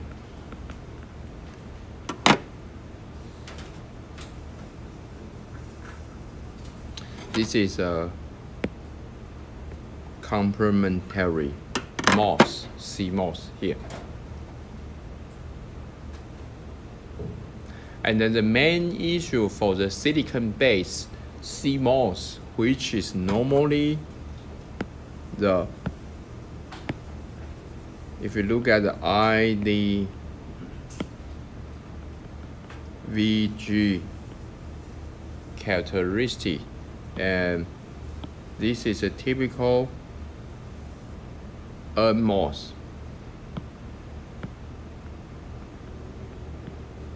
But the PMOS has a lower current. This is a PMOS. And the reason is because of the whole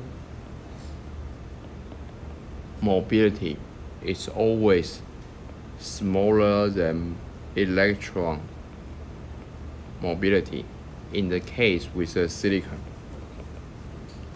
So that's why you will see that many people use lots of material beyond silicon to be used as a PMOS because they want to increase the whole mobility.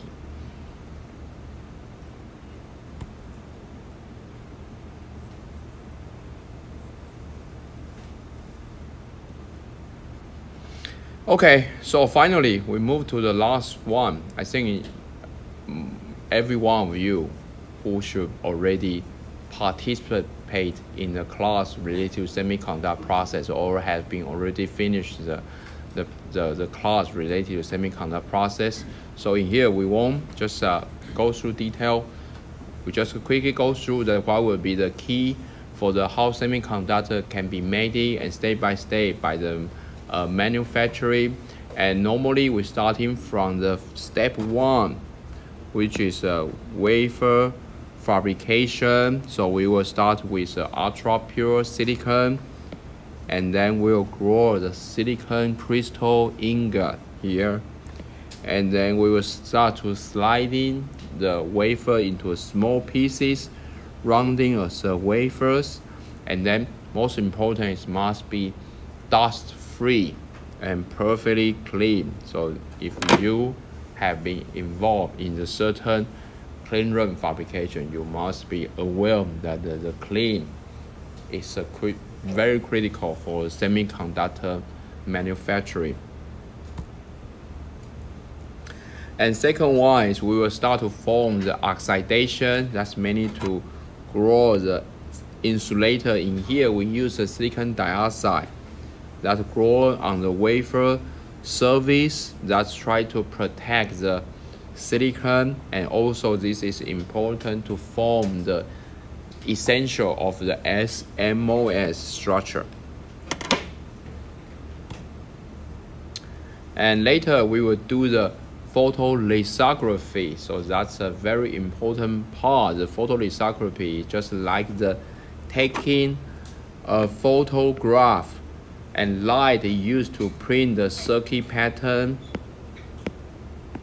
on a wafer. So we just try to, you put the photoresistors inside, and then you provide some light, and then you can print out this circuit, and then in the end print out, make this circuit, define this circuit on the wafer.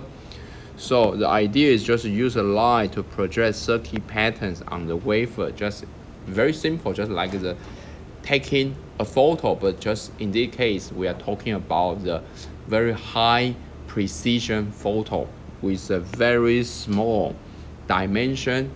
And during the photolithography, there is a critical material that we call the photoresist, which is very sensitive to light. Some of the region, if we don't have the light penetrate, and the photoresistance won't influence, but some part, if there's a light penetrate, the photoresistance will change its material property, and then we can remove it later. So this step is very critical to define the shape of the function of the circuit, and for sure that anyone who has been in the semiconductor manufacturing all knows that the photolithography is very critical to define the dimension. No matter how small the dimension, we always need the photolithography. And then later we have a thin film deposition. That's just we try to put a different material on top of each other. We can deposit as a conductive or insulating material. That's just like think about to building the walls or floors for a house. And then this step by step we can start to step in, increase the different flow for our wafers here. And then sometimes these layers are electrical pathway, or sometimes which is insulating.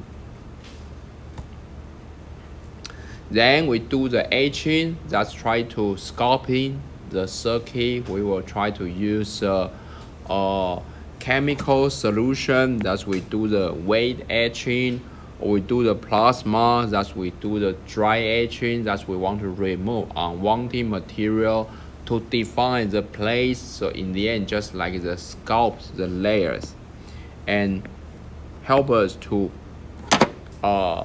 make the precise pattern that's exactly in the place where we want here.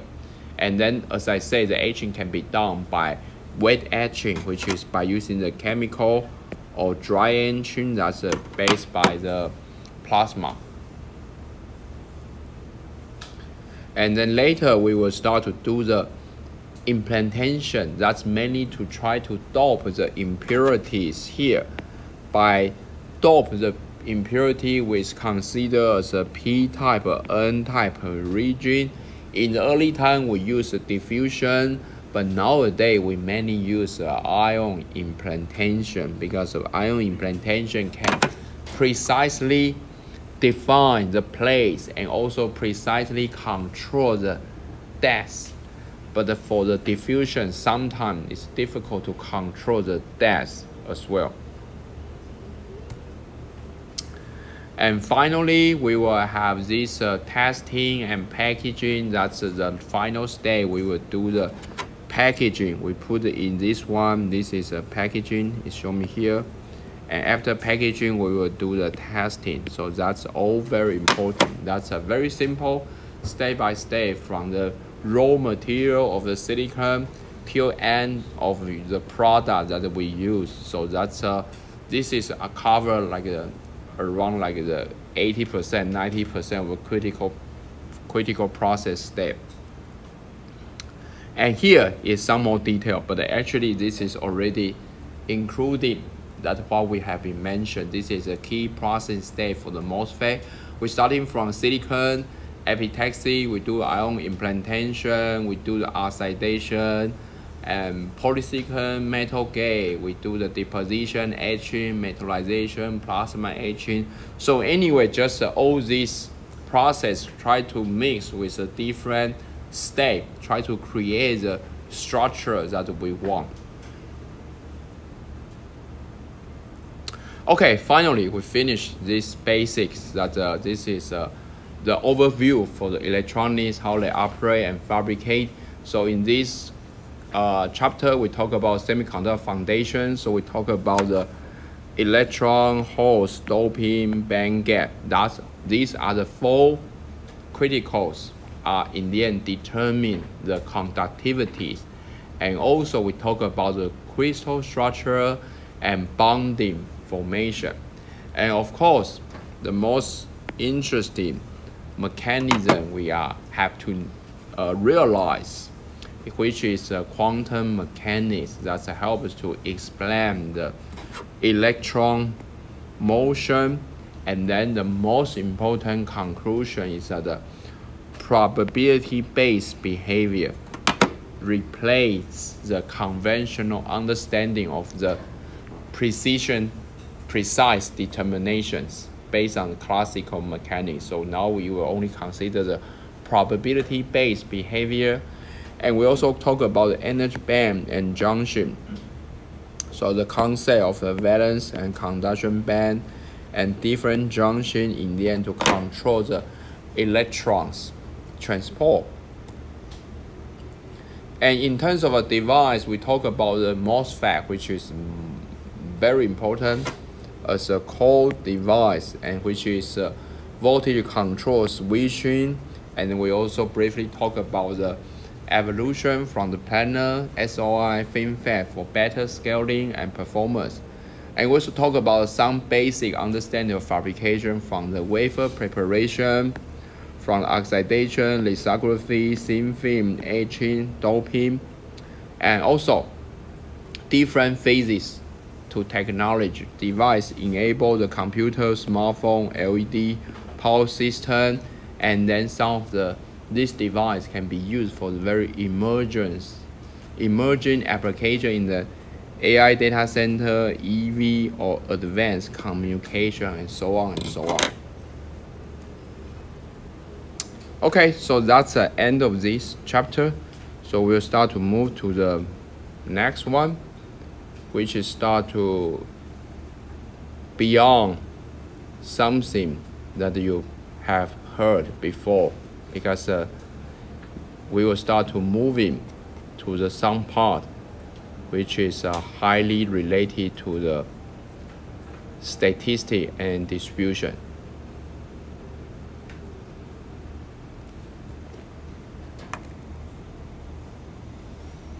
But in this chapter, we mainly talk about that in the reliability, there's a huge concern. The part of reliability instability issues mainly come from the defects.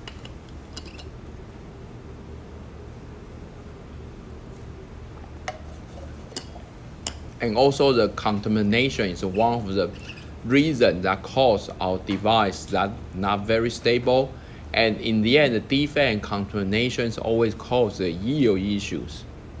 So in the nowadays, in the device that we fabricate in the clean room usually suffer very poor yield. So that means you suffer like a 100 of device, probably only like a 20 device will survive. That's already very good. That's because of normally in the clean room that everyone try to work on has not well maintained for the defect or contaminant control. And sometimes that the wafer that you fabricate, you don't do the clean very well, or sometimes in the machine there's already lots of contaminations inside the machine. Then that will always cause the yield issues. But in the industry, the yield is always one of the critical concerns, because the yield in the end is related to the cost. So by the end of this lecture, you will be able to, first one, that we will talk about different kind of defects. That's also pretty basic. Just let everyone know that we have the point defect, we have a dislocation, and then second, we will start to apply statistic model to estimate and then interpret yields outcome. And then we will be interested to analyze the relationship between the yield and reliability. That's also the very important from the industry perspective, that how in the end to improve the reliability and yield at the same time. So first of all, you have to be aware of that there are so many imperfections in the one kind of the condensed matter. This is not only in the case of a semiconductor. In all kinds of the materials, we always have this kind of the imperfections. For example, we have some vibrating autons, and the second one, which is very important for us, which is electronic charge, which can be electrons and holes as well. And also we have this chemical impurity that will also consider the imperfection. And we have a point lattice defect. And beyond the point lattice defect, we also have a one-dimensional defect, two-dimensional defect, even three-dimensional defect. So that's all possibly existed in the one semiconductor material. And some of the terms that you will hear very often with your time being more senior in the semiconductor industry, you cannot avoid to hear about all these annoying imperfections. So we have this term, for example, substitutional or interstitial. That's to describe a certain impurity. We have this lattice vacancy, defect, dislocation, stacking fault, grand boundary, vacancy, defect, dislocation, stacking fault, grand boundary. These actually are very often used terms. Probably at this moment for you, it's a little bit earlier, but I believe if you are working, I think most of our university, most of you are working on the advanced semiconductor, no matter from the material side or device side. As long as these materials are very advanced, beyond silicon, you will always face the issue of the vacancy, as a dislocation, as a stacking fault, as a grand boundary. For example, if you're working on the resistive memory, then you have to be understand of ferroelectric memory or 2D material. And there are so many issues related to the vacancy, grand boundary. If you're working on 3-5, no matter for silicon carbide and gallium nitride, we are suffering the dislocation, stacking fault. And also beyond this, we have the void formation. That's also the certain very critical imperfection that very often seen. And then this is a challenge for every new material want to be commercialized. Let's go back to the basic one, the first one, point defect. So by definition, the point defect is the vacancy or absence of an alternance at the lattice side is the most basic defect. So which means if you have this lattice arrangement here,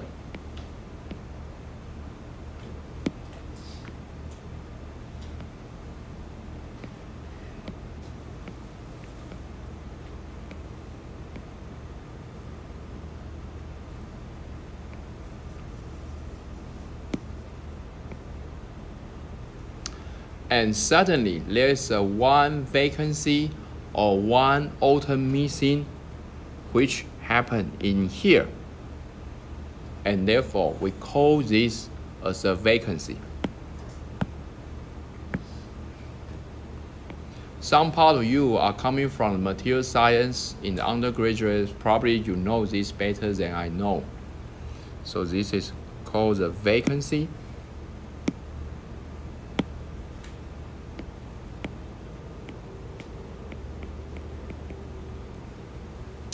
So that's a most basic defect. It's very often seen in our semiconductor material, sometimes due to the non-perfect material growth or due to a certain additional bias. Finally, we create an additional vacancy layer. It's because of there's one atom missing here. And then the concentration of the vacancy, CV, can be expressed here, exponential minus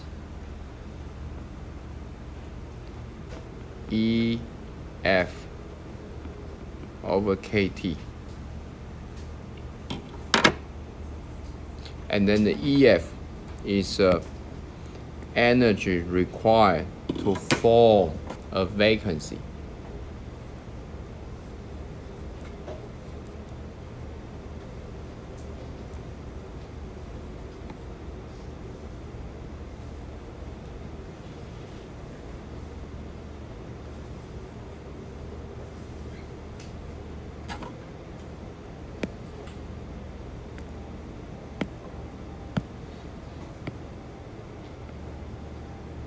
So that's a concentration of the vacancy here. And beyond this, we still have some additional vacancy or defect that we want to introduce. Another one is called the interstitial impurity, which means suddenly there's some impurity coming from the, we don't know why, but just sitting here in between these atoms, and this is called case that we call the interstitial impurity.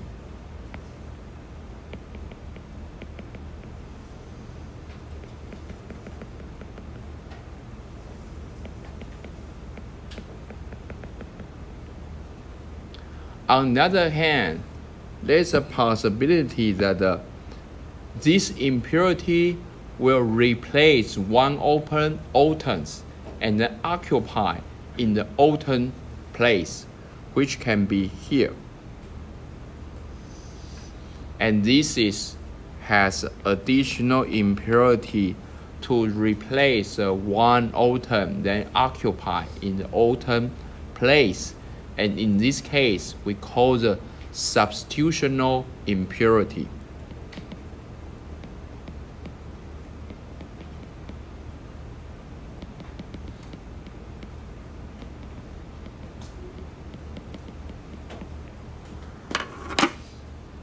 So this is a case that we can possibly to have in the material that we can sometimes just missing the one atom, that's we call the vacancy, and sometimes there's a impurity coming but sitting in between the lattice, that's we call the interstitial impurity, or this impurity replace the original atoms, that's we call the substitutional impurity. And here's some more details. So we have the intrinsic point defect, like say this is a vacancy. And we also have this self-interstitial, and there will be all kinds of this. And then also consider the extrinsic point defect. This one is a substitutional foreign atom. So that means these atoms replace the original atoms and then located in the atom place, and that's we call the substitutional foreign atom or interstitial foreign atom. So that's all possibly can be happens.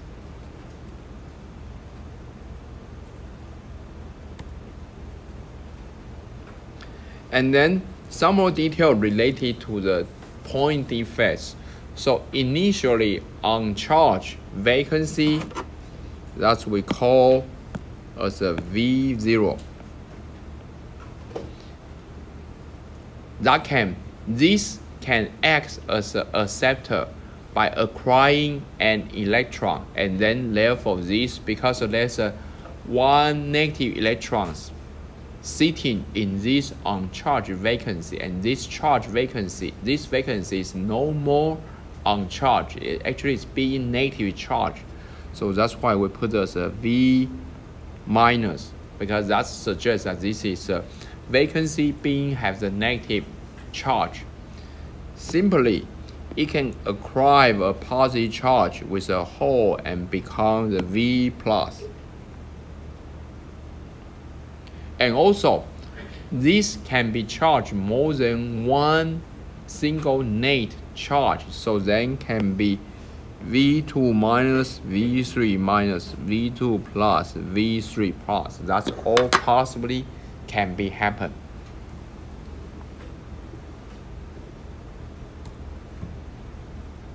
And next one, we like to draw your attention. It's the dislocation. So the defects not only exist at the one point, but also can be extended along a line.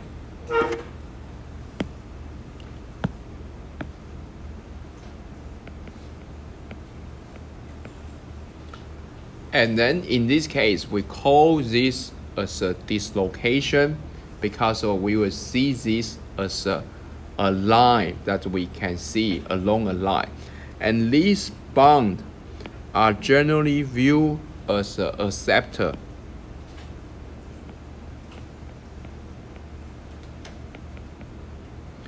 These acceptor will capture electrons, but also a hole can be trapped in the recombination. Therefore, if we have first of all, we have electrons, and later a hole will come in, and this will happen for the recombinations.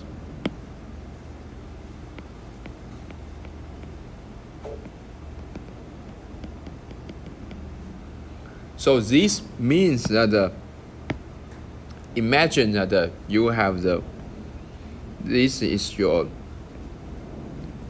lattice, your Alton's arrangement, and suddenly you have one vacancy in the middle, and therefore this vacancy can be partially being charged with a negative if this vacancy is an acceptor. But after a certain moment, there's a hole coming in, and the hole can be recombined.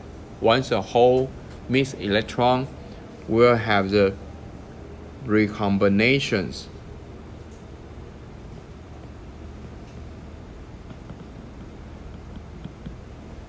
And that will cause the vacancy. So now, in the beginning, you have vacancy and you're being charged with a negative, but now your hole will come in, and then the hole and the electron will be recombined. So then your vacancy coming again.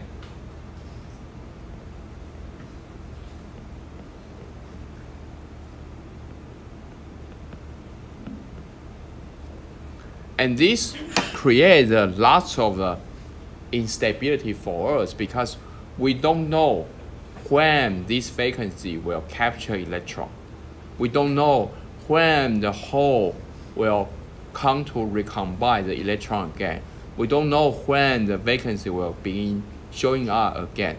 So anyhow, this becomes the whole process is so dynamic, so unpredictable. So that means we cannot predict these things in the very certain way. And as being the engineer, what we always want is that we can predict the electrical results. We can expect what's the outcome. We can have the perfect model to understand all the electrical results right now, in the past, in the future. But with this kind of defect, everything's become so unstable. So we don't know when this will happen, and this will continuously happen again. So the original high energy state is restored and the process can repeat. This is the reason that dislocation are viewed as a carrier generation and recombination center.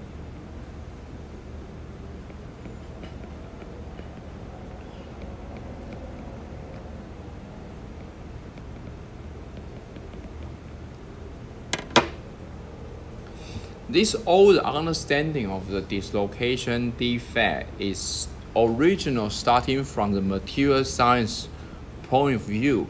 But being a semiconductor professional, what we always want is correlate with the electrical result, because in the end, the product is only concerned about the electrical result, whether the current is reach the target, whether the voltage reach the target. So in the end, it's important that we always have to correlate this material science to the electrical, especially the current versus the voltage characteristic. So if imagine in the one MOSFET, you have a certain dislocation in somewhere. We don't know, we just know that we have dislocation. And in the MOSFET, for sure, the IV where we are interested in is the IDVG characteristic. So in the beginning, we have this perfect IDVG, but the material has a certain dislocation. So after a moment, there's electrons being trapped, being captured by this dislocation. Then these defects being negatively charged. And as we already say, the negative charge always shows a positive shift. So now we can expect the IV is shift to the right. So that's a electron trapping. That's the first state.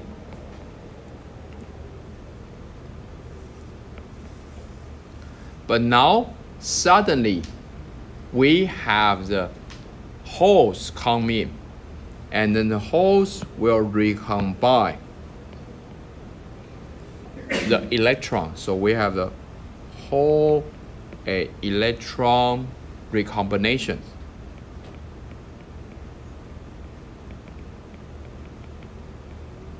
And because of a hole electron recombination, so therefore we don't have this charging defects anymore. So then we can foresee this IV curve will shift back, and then the whole system becomes so dynamic because the whole system will continuously happen in between 1 and 2 and repeatedly.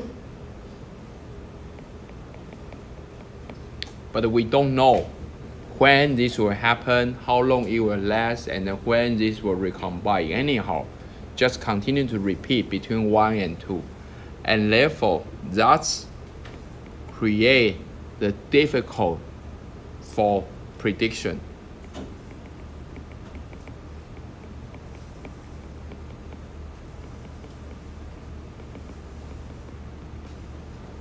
That's the unstable.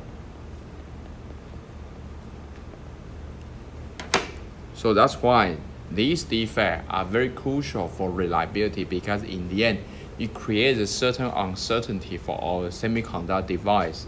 Especially, this will highly influence our electrical results.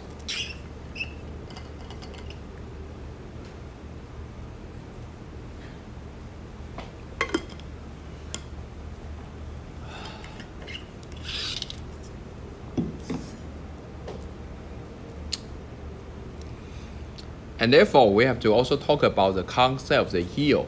So the yield is, by definition, is very easy to understand. Just defined as a ratio of the number of good products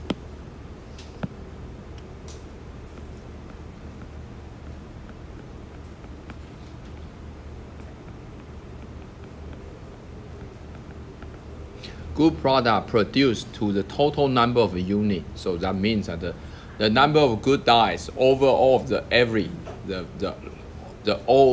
total dies in the wafer. That's the yields. And then you can see this is a history data that with considering the defect density as a highly drop from here to here. Then we can see the yield is increased. So that's why the defect is important, because the defect is highly impact on the yield, and yield is equal to the cost. the high yields always guarantee the lower cost.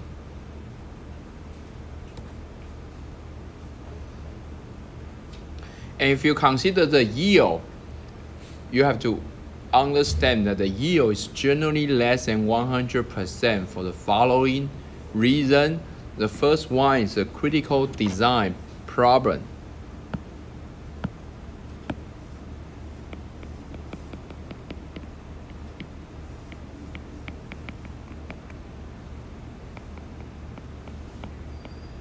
So the design also create a certain yield, because sometimes our design are just too aggressive, and the design just beyond the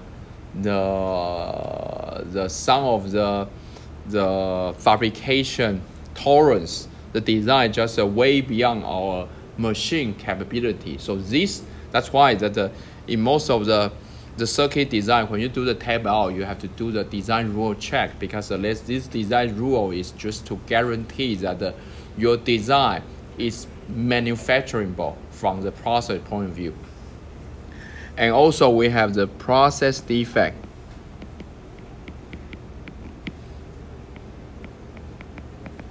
Every process will also introduce a defect. So as long as your process step getting more and more, you always introduce more and more defect. And also the random point defect.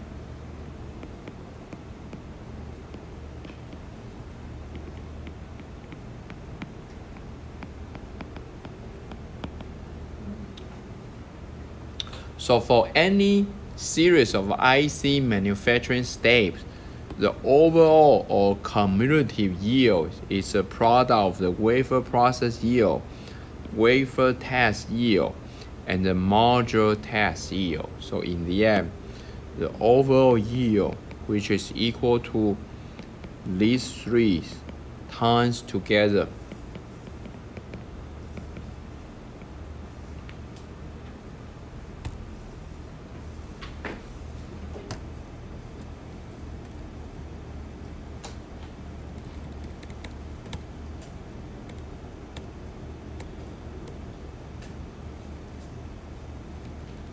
Okay, so probably we will stop here, because in the next we will start to talk about some statistics.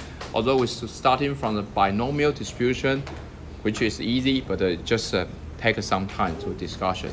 So we will stop the class here.